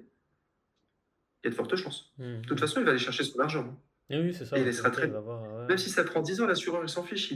Il est pas comme nous, il n'est pas assis sur des patrimoines qui sont relativement faibles ou modérés. Mmh. Il est assis sur 10 millions et 10 millions d'euros. Il Mmh. peut attendre. Mais il récupérera son argent quelque part. Mmh. Et quand il va le récupérer, on va avoir quoi? On va avoir un envoyé spécial sur le sujet. Mmh. On va dire quoi? Que les kinés sont des fraudeurs. Oui, comme on a vu la dernière fois, ça va nuire encore à la profession. Mais à l'intérieur de ce groupe, il y a des conseils très bons, des conseils très bienveillants, mais il y a malheureusement aussi ce type de conseils. Et ça s'apparente aujourd'hui à de la fraude en bande organisée. Mmh mh. C'est ça. Quand c'est fait. Après, tu Donc il vois, faut se méfier un peu. ouais, bah, oui, clairement, après, comme on a dit, il faut se méfier des conseils et tout, parce que comme tu as dit, ça peut être mis à jour, et puis même de savoir vers quoi on s'engage. Parce que là, pour le coup, ceux qui vont conseiller, ils vont se dire, bon, bah, pour moi, ça a marché, c'était bien. Donc, tout le Bien monde sûr. s'engouffre dans le truc, tu Et, vois, et entre, j'étais pas dans une notion de fraude, j'en étais même pas conscient. tu vois? Mais aujourd'hui, aller cotiser dans une prévoyance volontairement, juste une petite somme, quelques mois, pour aller chercher une grosse indemnisation et résilier le contrat derrière, Mmh. c'est pas ça la caisse de mutualisation. Le principe de la Oui, oui. mutualisation des risques, pour vous qui naissez avec vos confrères et consoeurs, ça va venir ponctionner dans la caisse une somme pour laquelle vous n'avez pas cotisé. Qui va payer la facture? Vos confrères et consoeurs. Mmh. Ouais, Vous ouais. payez une prévoyance 4 à 5 fois plus cher que le marché Mmh. à cause de ce phénomène-là. C'est ça. Et ce phénomène-là uniquement qui a perduré longtemps. Mmh. Et Mais on voit aujourd'hui le nombre d'arrêts de travail gonfler. c'est ça. Même si aujourd'hui les assureurs se sont protégés, on voit le nombre d'arrêts arriver. Mmh mh. Ces groupes prennent de plus en plus d'ampleur, ils ont un vrai rôle intéressant, mais attention à ce que vous lirez dedans, prenez un peu de recul, tout n'est pas bon à prendre. Mais ça, c'est un peu le problème des réseaux sociaux globalement, tu vois. C'est-à-dire que je pense que l'assureur, s'il se dit, bon, bah, c'est juste la personne, enfin, tu vois, le système normal sans les réseaux sociaux. Voilà, imaginons que voilà, je prévois un projet d'enfant, et ben, je vais commencer à comparer un petit peu les assureurs, et je vais voir que celui-là peut être intéressant. Mais comme je suis un peu le seul à l'avoir vu ponctuellement, bon, bah, je vais prendre celui-là, et puis ça va se faire normalement. Alors que si maintenant, c'est vrai qu'il y a le système de réseau où tout le monde, enfin, tu vois, s'engouffre dans telle ou telle assurance, bah, c'est ça qui va créer le problème en réalité, quoi, tu vois.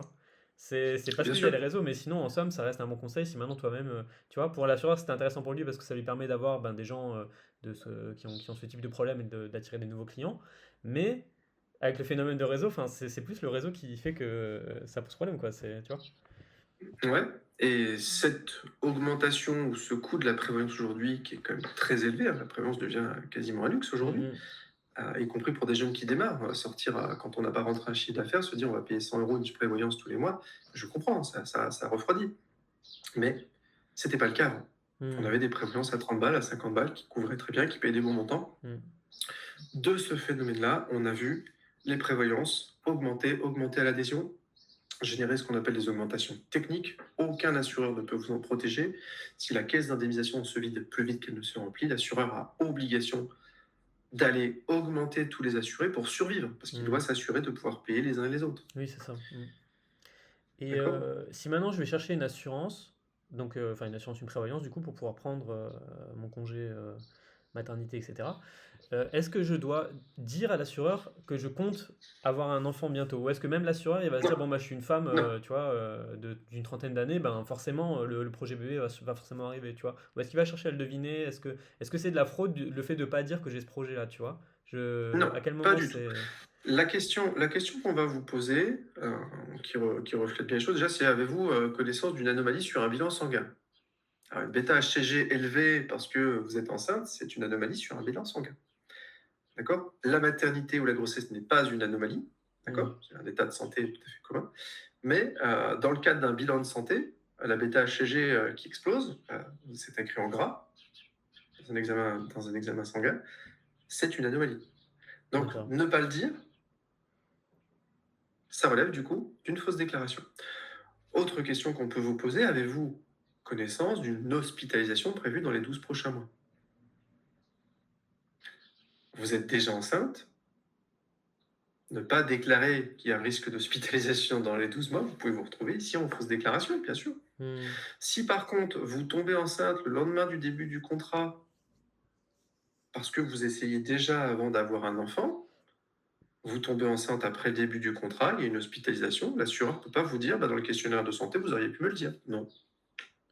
D'accord, ouais, c'est ça. Donc, faut être vraiment précis sur ce C'est point-là, ça. surtout, bah, et je le vois malheureusement souvent, quand on arrive à souscrire la prévoyance pour le projet bébé, les gens arrivent à la dernière minute. Hmm. Certaines arrivent aussi à me dire, bah, plusieurs semaines plus tard, bon, je ne vous l'ai pas dit, mais en fait, j'étais déjà enceinte. Hmm, hmm, Mais ça n'a aucun intérêt de me le cacher. hmm. Si je le sais, je vais changer le contrat pour aller couvrir justement le problème. Si Oui, je le c'est sais ça. après, c'est trop tard. Vous avez Hmm. souscrit une prévoyance avec une fausse déclaration. Trop tard. Oui, Vous êtes c'est ça. engagé pendant un an. Vous allez payer, payer, payer, payer et vous ne paieront pas.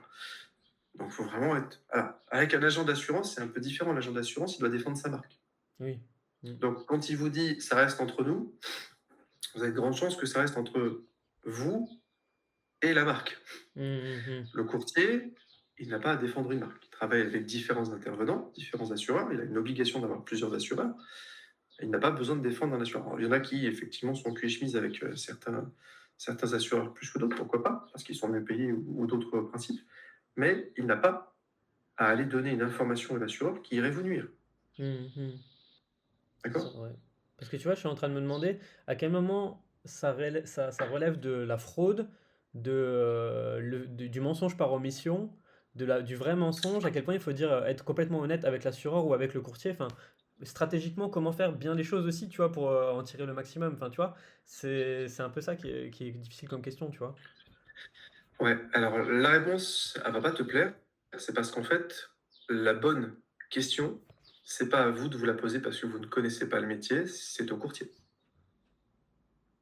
C'est au courtier de vous poser la question si le projet de grossesse, il est pour une naissance maintenant, si vous êtes déjà enceinte, si vous avez déjà enclenché les choses, si le projet de naissance est dans 2 ans, est-ce que vous êtes bien sûr?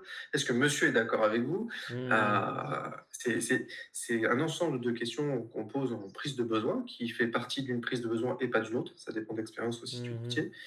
Euh, mais ça dépend vraiment plutôt de l'expérience de la personne avec qui vous avez en face de vous. C'est ça. Mais tu vois, peut-être la personne, elle va te dire, bon, bah en fait, non, je compte pas être enceinte parce qu'elle a peur de payer trop de prévoyance, alors qu'en fait, pour le coup, tu vois, ça va pas le faire au niveau des besoins que je vais avoir après, quoi, si je tombe enceinte, c'est C'est ça que pour je ça veux qu'il dire. faut être pédagogique. Ouais, ouais. Il faut être pédagogique en amont. Il faut expliquer les impacts de telle et telle chose. Oui, oui. Moi, je le fais. D'accord. J'explique, bah voilà, si vous me dites non, je suis pas enceinte, vous êtes réellement enceinte, on va souscrire un contrat pour lequel moi je vais être payé, je suis sympa, c'est cool. Mais vous allez vous retrouver en fausse déclaration, résiliation de contrat. Hmm, Si vous me dites, vous voulez pas le dire à l'assureur parce que vous avez peur de payer plus cher votre prévoyance, bah c'est pareil, vous allez vous retrouver en fausse déclaration, vous allez payer moins cher, mais pour rien. ouais, ouais. D'accord? Et en réalité, quand on est enceinte, on n'a pas forcément une majoration de tarif. Pas Hmm, du tout. hmm. On a une exclusion effectivement de la maternité en cours. Oui. Et il Donc, y a des assurances, on a encore des solutions pour couvrir. hmm, Mais ça reste dans des cas spécifiques, il faut consulter un courtier pour ça, qui a les bons assureurs aussi pour le faire. Mais ça dépend. complètement de l'expérience du courtier. Il y a des courtiers qui maîtrisent pas du tout le sujet de la maternité, et encore moins de la carte PIMCO qui va avec, Mmh. et du libéral. Alors, tout le monde se veut spécialiste du kiné, bien sûr. Vous leur envoyez maman qui est aussi du coup peintre, bah, ils font aussi maman qui est peintre. Mmh. Bon, on peut souvent toucher à tout, il faut maîtriser tout le système de la protection sociale, mais on n'aura pas la même approche quand on fait 10 000 kinés dans l'année que quand on en fait deux ou trois et vous êtes le troisième. Oui, oui, bah, oui, c'est sûr. Mmh.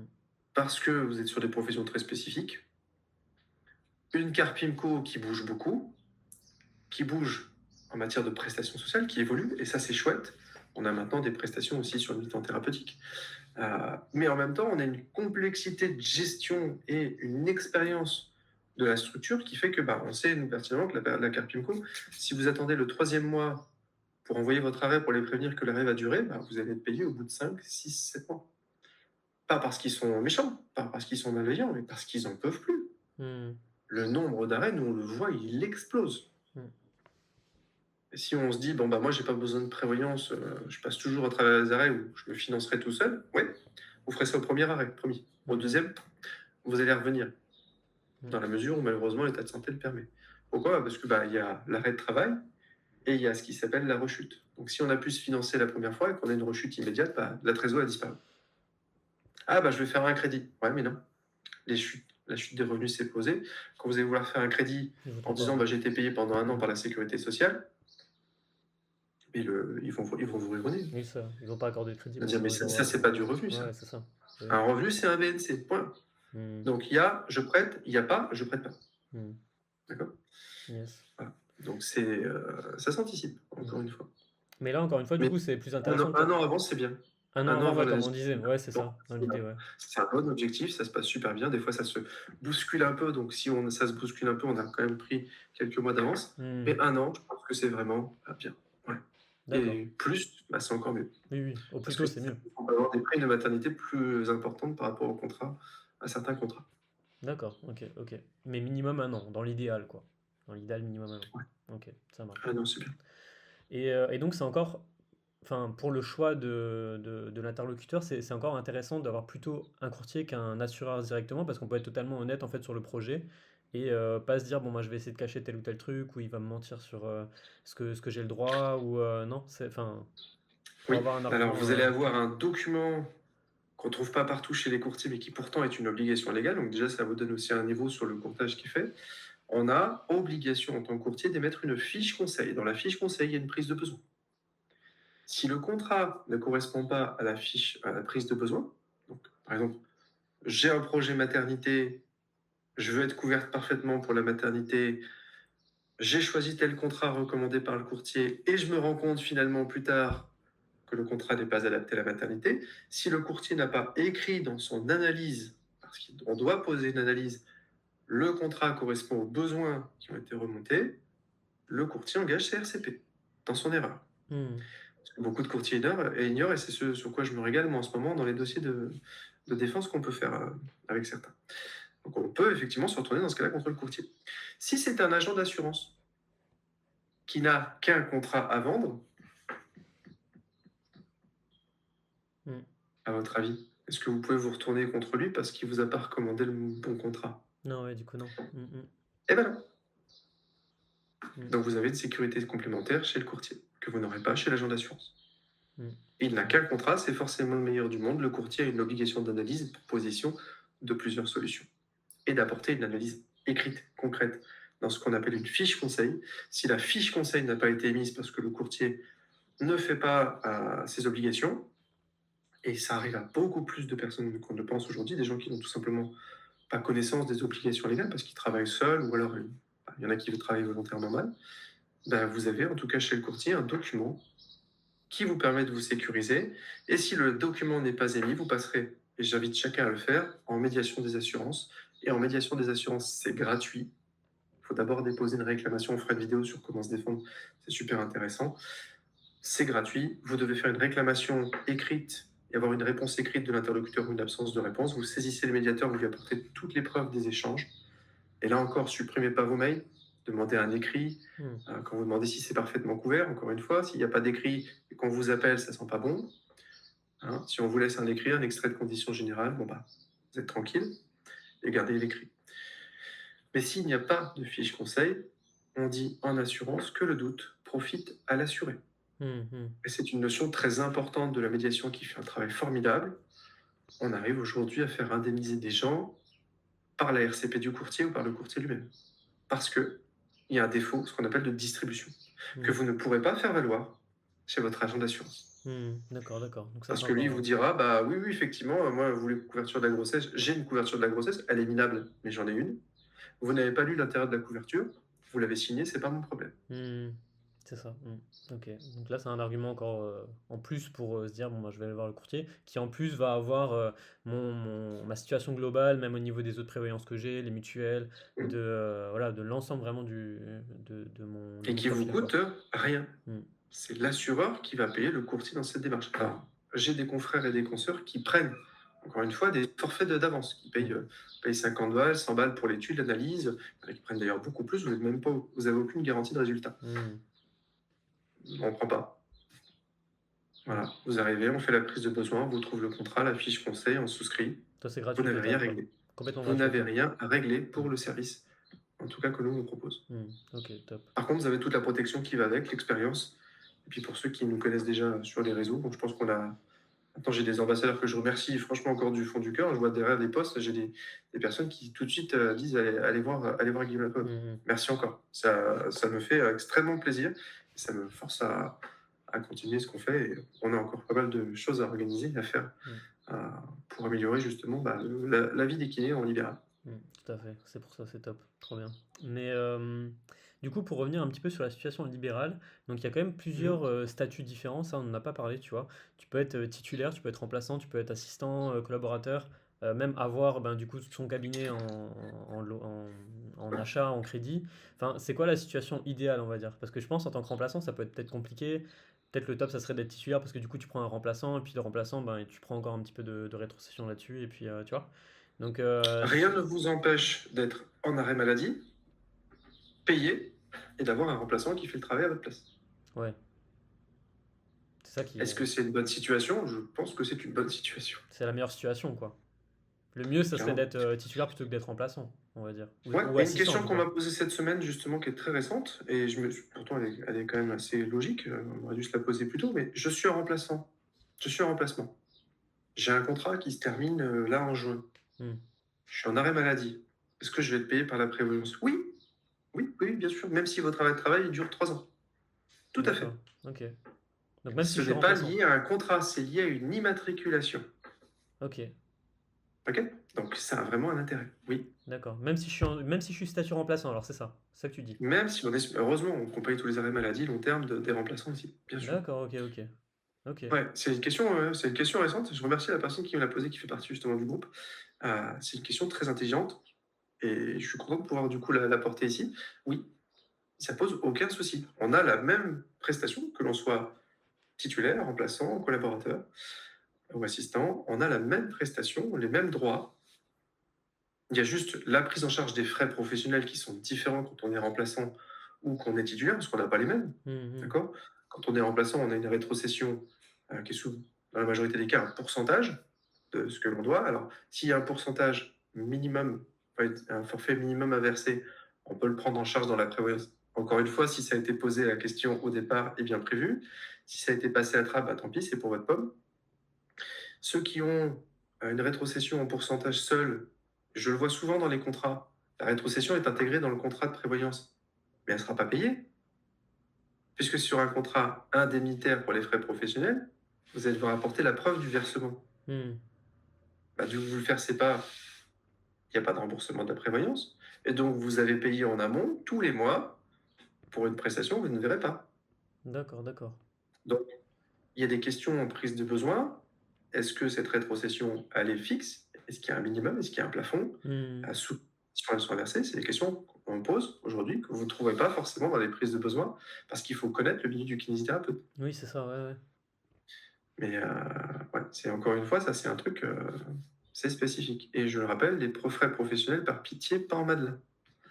Pas en Madelin. Si c'est en Madelin, vous allez vous retrouver avec un rattrapage d'impôt l'année suivante, puisque si vous avez mis la garantie des frais pro en Madelin, ce qui est le cas de grands noms aujourd'hui du marché, vous irez voir votre contrat, s'il y a écrit frais professionnels Madelin, le jour où vous êtes en arrêt maladie, les frais professionnels, pas cette année, où vous allez les dépenser intégralement, mais l'année suivante, vont devoir se déclarer sur les revenus. Vous allez payer de l'imposition sur le revenu, sur ce qui vous a permis de payer vos factures, votre carte PIMCO, vos URSSAF. Je traduis la phrase qui choque toujours. Vous paierez de l'impôt sur le revenu sur vos charges sociales. Magique. Si tout le monde ne le fait pas sur le marché, c'est pas parce que c'est un super bon plan là où vous êtes. Mhm. C'est un argument commercial pour dire mon contrat à moi, il est défiscalisable complètement, vous allez financer avec une grosse réduction d'impôt, vous pouvez prendre un gros contrat, une grosse cotisation, plein de garanties. Non. Attention au discours commercial. Mhm. Ok. Et le rattrapage d'impôt, quand on est à 30 ou 40% et qu'on a 5 000 euros de frais pro, c'est une très grosse somme, Mhm. le rattrapage. Et là, vous allez vous retrouver à faire un crédit trésorerie. Vous allez voir. Ouais, ouais. Et pas dans les meilleures conditions. Mais ouais. Non, non, le Madelin, pareil, c'est un sujet extrêmement complexe. On ne se rend pas compte de ce qu'il y a derrière. Ça change complètement les garanties qu'on peut avoir dans la prévoyance. Mais les revenus en Madelin, c'est logique. Les frais pro en Madelin, c'est pas logique. Mhm. D'accord, d'accord. Ok, bon, ça c'est encore un sujet à creuser, je pense, parce que je le maîtrise même pas trop, tu vois, pour le coup, mais ouais, effectivement. Ouais, mais ça, c'est un sujet de grossesse. Parce que ça, on le voit. Parce que dans la grossesse, on a souvent 6 mois, 8 mois, 1 an d'arrêt, Mhm. 3 ans pour les cas les plus graves. Quand vous vous tapez le rattrapage d'impôt, qu'il n'y a pas de chiffre d'affaires qui est rentré, Mhm. et oui, et que votre revenu, il est calculé sur la base de 3 000 et pas 8 000 une fois qu'on a mis les 5 000 euros de frais pro, quand vous tapez le rattrapage d'impôt, vous n'avez pas forcément les moyens de faire un crédit. Mhm. Le rattrapage d'impôt, il n'est pas bienveillant. On ne va pas vous dire on va étaler ça sur 15 ans. C'est faux. Il faut payer. Mhm.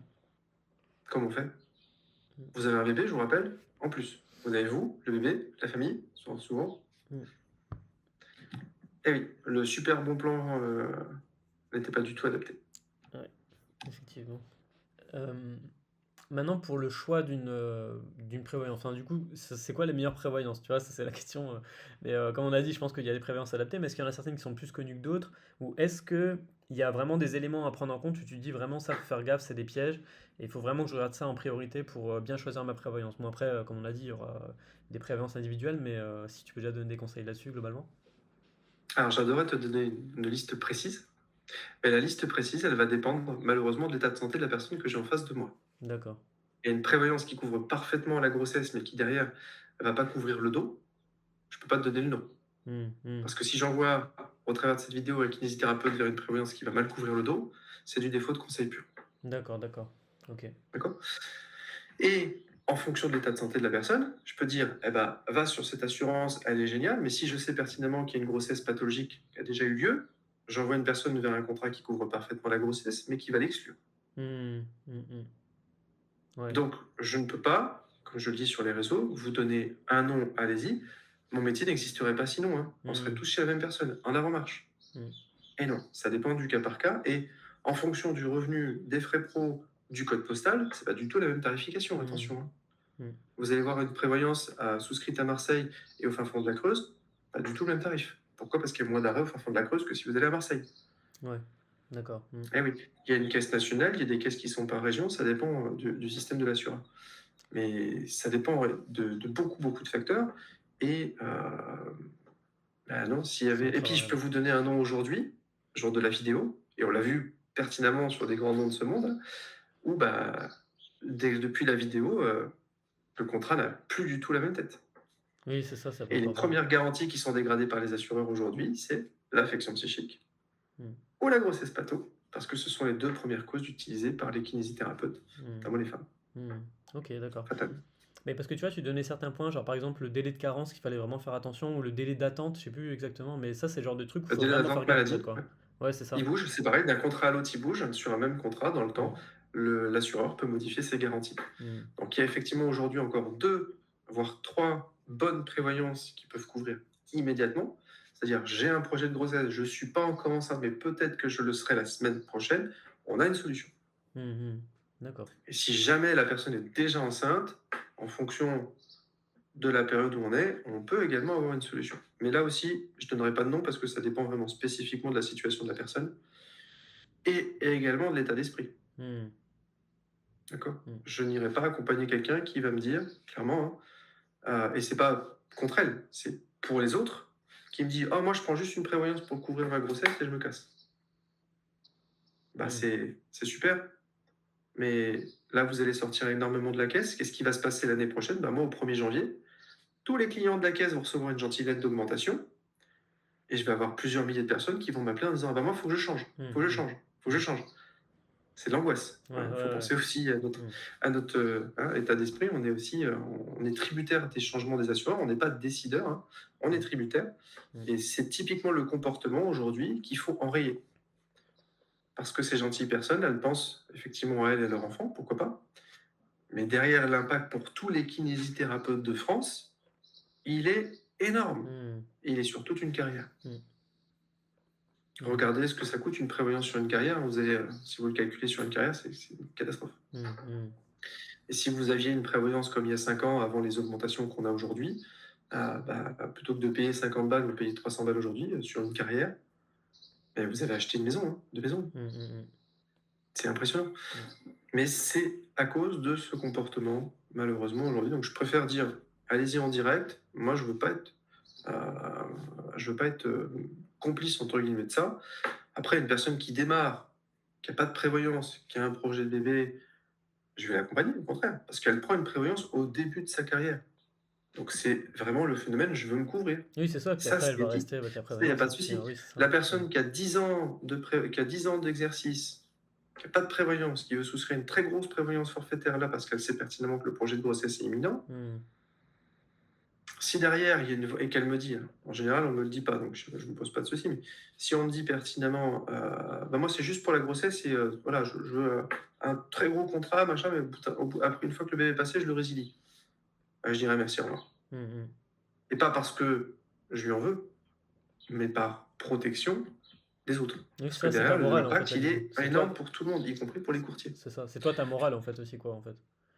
Ah oui, nous, on n'est pas content, hein, quand tout le monde veut bouger d'un coup. Oui, Alors, oui. on est mieux payé la première année sur les contrats, donc Mmh. on peut avoir un intérêt financier Ouais, derrière. ouais, ouais. Mmh. Mais en réalité, l'impact psychologique, il est énorme. Oui, oui, c'est ça. Mmh. Moi, je vois mes confrères, sur, septembre, octobre, novembre, décembre, on n'a pas de week-end, hein, pour Mmh. beaucoup, hein. Mmh. On n'a même pas de week-end. On fait du 7 parce que, bah, il y a ces mouvements. Parce qu'un assureur comme, bah, par exemple, Abeille a décidé, 1er janvier de dégrader complètement son contrat pour le kiné. Mmh.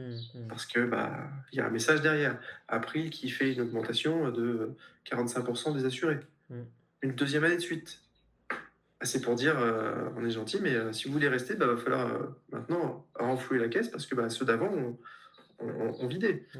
Heu, c'est c'est c'est OK. des sujets malheureusement aujourd'hui, on n'arrive pas à les enrayer complètement. Ça va de mieux en mieux quand même, mais on n'arrive pas à les enrayer complètement. Il y en a qui arriveront toujours à passer à travers en plus et quand elles passent, bah, ils ou elles passent, et bah, ils vont ponctionner dans la caisse aujourd'hui, des sommes qui sont, ils ont l'impression de voler un assureur, de prendre ça à un assureur, pas de voler.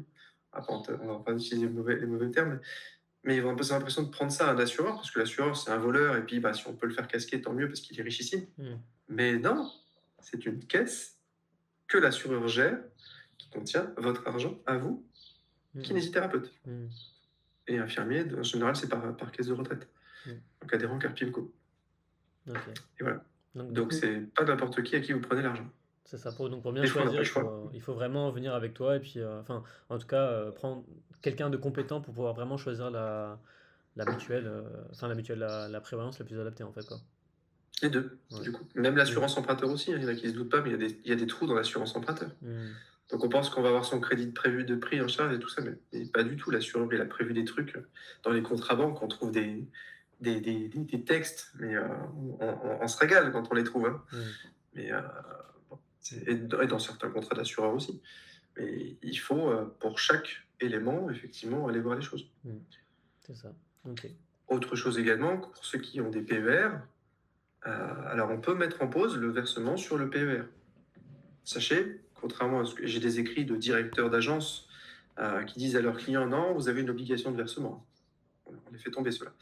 Vous n'avez pas, en tant que travailleur non salarié, d'obligation sur le versement du PER. Vous pouvez couper sans justificatif, sans justification aucune, votre versement. Est-ce que c'est bien? Non, mais ça reste une solution pour celles qui ne peuvent pas. Moi, je conseille aujourd'hui sur des PER de faire des versements qu'on peut maintenir même pendant la maternité, même quand on prend une résidence principale, un crédit, et faire un complément en fin d'année pour les années où on le peut, c'est plus sain que d'aller verser, couper au moment de la grossesse, parce que ce qu'on voit dans les couples, principalement, c'est quand on coupe, on a besoin de sortir du flux financier, on va couper le PER de madame, Mhm. parce que c'est facile. Pour le remettre, bon courage. Si vous avez dû le couper, ça veut dire que ça va durer cette situation certainement quelques années. Le problème, c'est que si vous cotisez tard, bah, ce ne sera pas les mêmes versements qu'il va falloir faire tous les mois pour Mhm. revenir rattraper le truc. Mhm. Alors que quand on commence tôt, on met 150 balles par mois toute sa carrière, ça se passe très bien, on a des grosses sommes à la fin. Mhm. Mais voilà. Mhm. Et ça, Ok. c'est pareil. En tout cas, c'est une solution qu'on peut avoir. Mais que on garde, on peut aussi aller chercher à réduire la mensualité que l'on verse. Des fois, ça suffit. Mais ça permet de garder une hygiène, ce qu'on appelle d'épargne. Mhm. Ok. Pour parler d'un élément qu'on n'a pas encore abordé, donc on a parlé surtout du côté maternité, donc côté féminin. Mais maintenant pour les hommes, du coup, congé paternité, etc., comment ça se passe généralement? Est-ce que tu as déjà eu des gens qui sont venus, enfin des kinés hommes qui sont venus chez toi par rapport à ce problème-là, enfin ce projet-là, on va dire, et comment ça s'organise et comment ça fonctionne? Ben non, là, je vais t'étonner, mais on en a parlé quand même un petit peu avant la vidéo. C'est un sujet que je n'ai pas encore eu. D'accord, il n'y a Malgré tout. aucun homme qui est venu. On dirait que c'est un sujet, mais alors opaque. Opaque et surtout tabou. Donc, ce que je te propose, c'est qu'on fasse une nouvelle vidéo sur le sujet. Je vais me renseigner de manière technique et concrète là-dessus. Je sais que ça évolue, surtout, donc il y a du congé paternité qui existe. On a des mutuelles qui versent quand même une prime de naissance pour le papa. Ça existe. Donc ça, c'est un bon sujet. Le papa peut aussi venir chercher une prime de naissance. Attention cependant, comme on le voit de temps en temps, il ne faut pas que le papa et la maman soient sur le même contrat. Il faut que ce soit deux contrats indépendants Hmm. pour bénéficier chacun de la prime. Si vous êtes tous les deux sur le même contrat, parce que du coup c'était fiscalement, même pas fiscalement, c'est pas intéressant, puisque vous ne pouvez pas déduire le conjoint. Mais si vous avez pris le conjoint sur votre mutuelle parce que financièrement c'est prévu sur le compte pro, psychologiquement pour le couple c'est plus simple, vous avez voulu être super sympa, bah, vous passez à côté d'une deuxième prime de naissance. Hmm. Ok, ok. Eh oui, mais ça nous on y pensait pas. En tout cas, on est censé vous accompagner et y penser. Et la plupart du temps, bah, ça vous permet non seulement de rembourser un an de cotisation de mutuelle, des fois même un peu plus, c'est-à-dire que à la naissance, vous allez percevoir plus d'argent que vous en avez déboursé dans la mutuelle.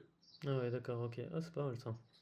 Bon, ouais, c'est un Eh ben oui, bon. mais bien préparé, on fait des super trucs, hein, Hmm. franchement, avec les dossiers. Mais plus vous arrivez tôt dans le sujet, mieux on peut faire les choses, et plus il y a Hmm. d'argent à la clé.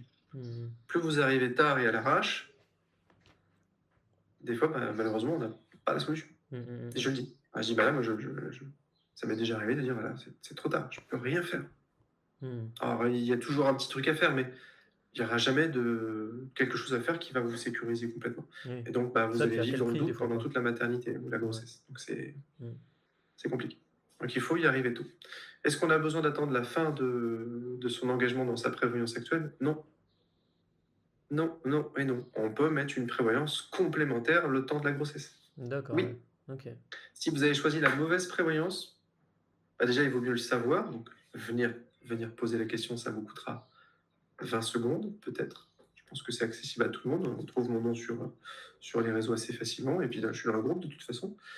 Mais sachez-le avant, si jamais vous êtes engagé, on peut mettre une prévoyance complémentaire. Et dans la plupart des assureurs aujourd'hui, il existe des trous et des failles dans les conditions générales qu'on exploite allègrement pour venir ensuite mettre en réduction votre contrat, c'est-à-dire le réduire à ras les pâquerettes, il n'y a plus rien dedans, il coûte que quelques euros jusqu'à la date de résiliation et on vous met une prévoyance adéquate tout de suite. Hmm. Ok, d'accord, ouais. Mais ça se fait avec de la technique. Parce qu'on ne peut pas aller vous réduire un contrat si derrière le contrat, vous couvrez parfaitement le dos, il y a eu un problème de dos et sur le nouveau, vous allez être exclu du dos. Il ne faut surtout pas changer. Vous Hmm. allez vous tirer une balle dans le pied, vous allez faire plaisir à la personne qui vous fait souscrire le contrat, mais vous, vous tirez une balle dans le pied. Hmm. Tout le monde n'aura pas la même éthique d'aller vérifier votre état de santé et vous dire, bah là, non, tant pis. Vous restez marié avec l'assureur. Il faut y rester. Il ne faut surtout pas laisser quelqu'un vous changer. Je l'ai dit D'accord, ouais. beaucoup de fois cette année et je l'ai encore dit sur les réseaux. Hmm. C'est ça, c'est du conseil et du conseil pieux. Tant pis si on perd une demi-heure à l'expliquer, ça ne me pose pas de souci. Moi, je fais beaucoup de volume, ça ne me gêne pas. Mais venez poser la question sur les réseaux, et poser la question à quelqu'un qui sait lire. Si vous posez la question à un confrère ou une consoeur, vous aurez un avis, pas un conseil. Hmm. Est-ce que la personne sait lire les conditions générales? Oui, très certainement. Je pense que tout le monde est capable de lecture. Est-ce que la personne lit les bonnes conditions générales? C'est un autre sujet. Ou est-ce qu'il les comprend, tu vois? C'est comprendre quel impact Et ça a oui, aussi, c'est ça, quoi, tu vois? ça nous arrive, on est aujourd'hui 5 courtiers dans le cabinet, ça nous arrive de prendre une phrase d'un assureur, de la lire à 5 pour se dire: «Moi, je la comprends comme ça, je la comprends comme ça», et dans tous les cas, quand on s'y met à plusieurs, on finit par écrire à l'assureur en disant: «Veuillez nous spécifier par écrit ce qu'il se passe dans tel et tel cas». Et là, on a même des assureurs qui se rendent compte que, bah, en fait, on ne sait pas. Et oui, complètement. Mmh. Il y a ceux qui écrivent, il y a ceux qui appliquent, il y a ceux qui distribuent. C'est des métiers très distincts et bah, entre, celui qui crée, l'outil et celui qui va l'utiliser, des fois, bah, on a des choses assez sympas qui se créent. Mais posez la question, encore une fois, par écrit, obtenez une réponse écrite, conservez une preuve de cet écrit. Mmh. Vous l'imprimez, vous mettez dans votre dossier, vous le gardez. Ça vous sera toujours utile à un moment ou à un autre. Au pire, vous aurez imprimé une feuille Pour rien, quoi, ouais. C'est ça. pour pas grand-chose. Mmh. Ça vous aura pas coûté cher, mais mettez-le avec votre contrat. Ça marche. Bon, bah, Guillaume, je sais pas si, tu as encore d'autres choses à dire sur ce sujet. Je trouve qu'on a fait pas mal le tour de la question. On a bien, voilà, parlé de tous, les aspects. Maintenant, après, je pense pour Je les pense qu'on visiter, a les tout. gens pourraient venir vers toi, sauf si tu vois autre chose qui peut être intéressant, je sais pas, dis-moi. Bah, les papas, je pense qu'on va effectivement, même Creuser un si ce peu sera une plus. vidéo certainement plus Mmh. courte, il y a un vrai sujet pour les papas. Il faut remettre le papa aujourd'hui, au cœur aussi du sujet, comme la Mmh. maman, les Mmh. 2 sont là et on a un bon sujet à traiter, je pense. OK, Je vais ça regarder. marche. Donc ça, c'est prévu pour, la suite. Ce qu'on Mais comptait en faire attendant, voilà, aussi. pensez prime maternité, prime de naissance pour les papas, ça existe en mutuelle. C'est ça, donc ça c'est intéressant, ouais, tout à fait en attendant. Donc oui, on a prévu pour les prochaines de faire une vidéo sur la retraite aussi, parce que ça c'est aussi un thème, enfin une période de la vie qui vaut le coup d'être abordée. Donc ça c'est prévu Qui est pour la... nécessaire Ouais, c'est ça, et vous allez y qu'il faut passer. anticiper aussi, ouais, c'est ça. Donc ça c'est prévu pour la suite, donc abonnez-vous si vous voulez ne pas la louper. Si les sujets de la mutuelle et de la prévoyance vous intéressent, on a déjà fait des vidéos hyper complètes avec Guillaume pour vraiment tout comprendre en long, en large et en Bon, travers sur, elles seront jamais totalement complètes, il y a encore tellement de choses à dire. ouais, c'est ça. Mais globalement, on On a a les déjà grandes donné lignes, encore une fois, et il y a déjà du contenu dispo pour ça, donc allez et la du voir. concret. C'est ça. Allez les voir si ça vous intéresse. Et si vous voulez du coup avoir un diagnostic vraiment, du conseil spécifique sur votre cas, allez voir Guillaume. Donc Guillaume, pour te contacter, on fait comment? Donc il y a déjà le QR code que j'ai fait apparaître ici et que je refais apparaître là encore une fois. Sinon, pour te contacter directement, on peut passer sur Facebook, hein, c'est ça? Sur Messenger, après, c'est pas très compliqué de trouver mon numéro de portable aussi. N'hésitez pas, je vous demanderai jamais rien en échange. Vous voulez travailler avec moi, tant mieux. Vous voulez pas travailler avec moi, vous aurez au moins une réponse technique et concrète. Hmm, ouais. Et on connaît tous les contrats du marché, on a accès à toutes les conditions générales de tous les contrats du marché. C'est pas très compliqué de vous apporter cette réponse avec les outils qu'on a aujourd'hui. Ça nous a pris du temps pour les avoir, mais on les a. Ok, bah super, voilà. Bah Guillaume, je te remercie. À la Avec prochaine. plaisir. Et puis bon courage et bravo à toutes les mamans qui liront cette vidéo ou futures mamans qui sont déjà enceintes. Il faut protéger votre enfant, c'est bien.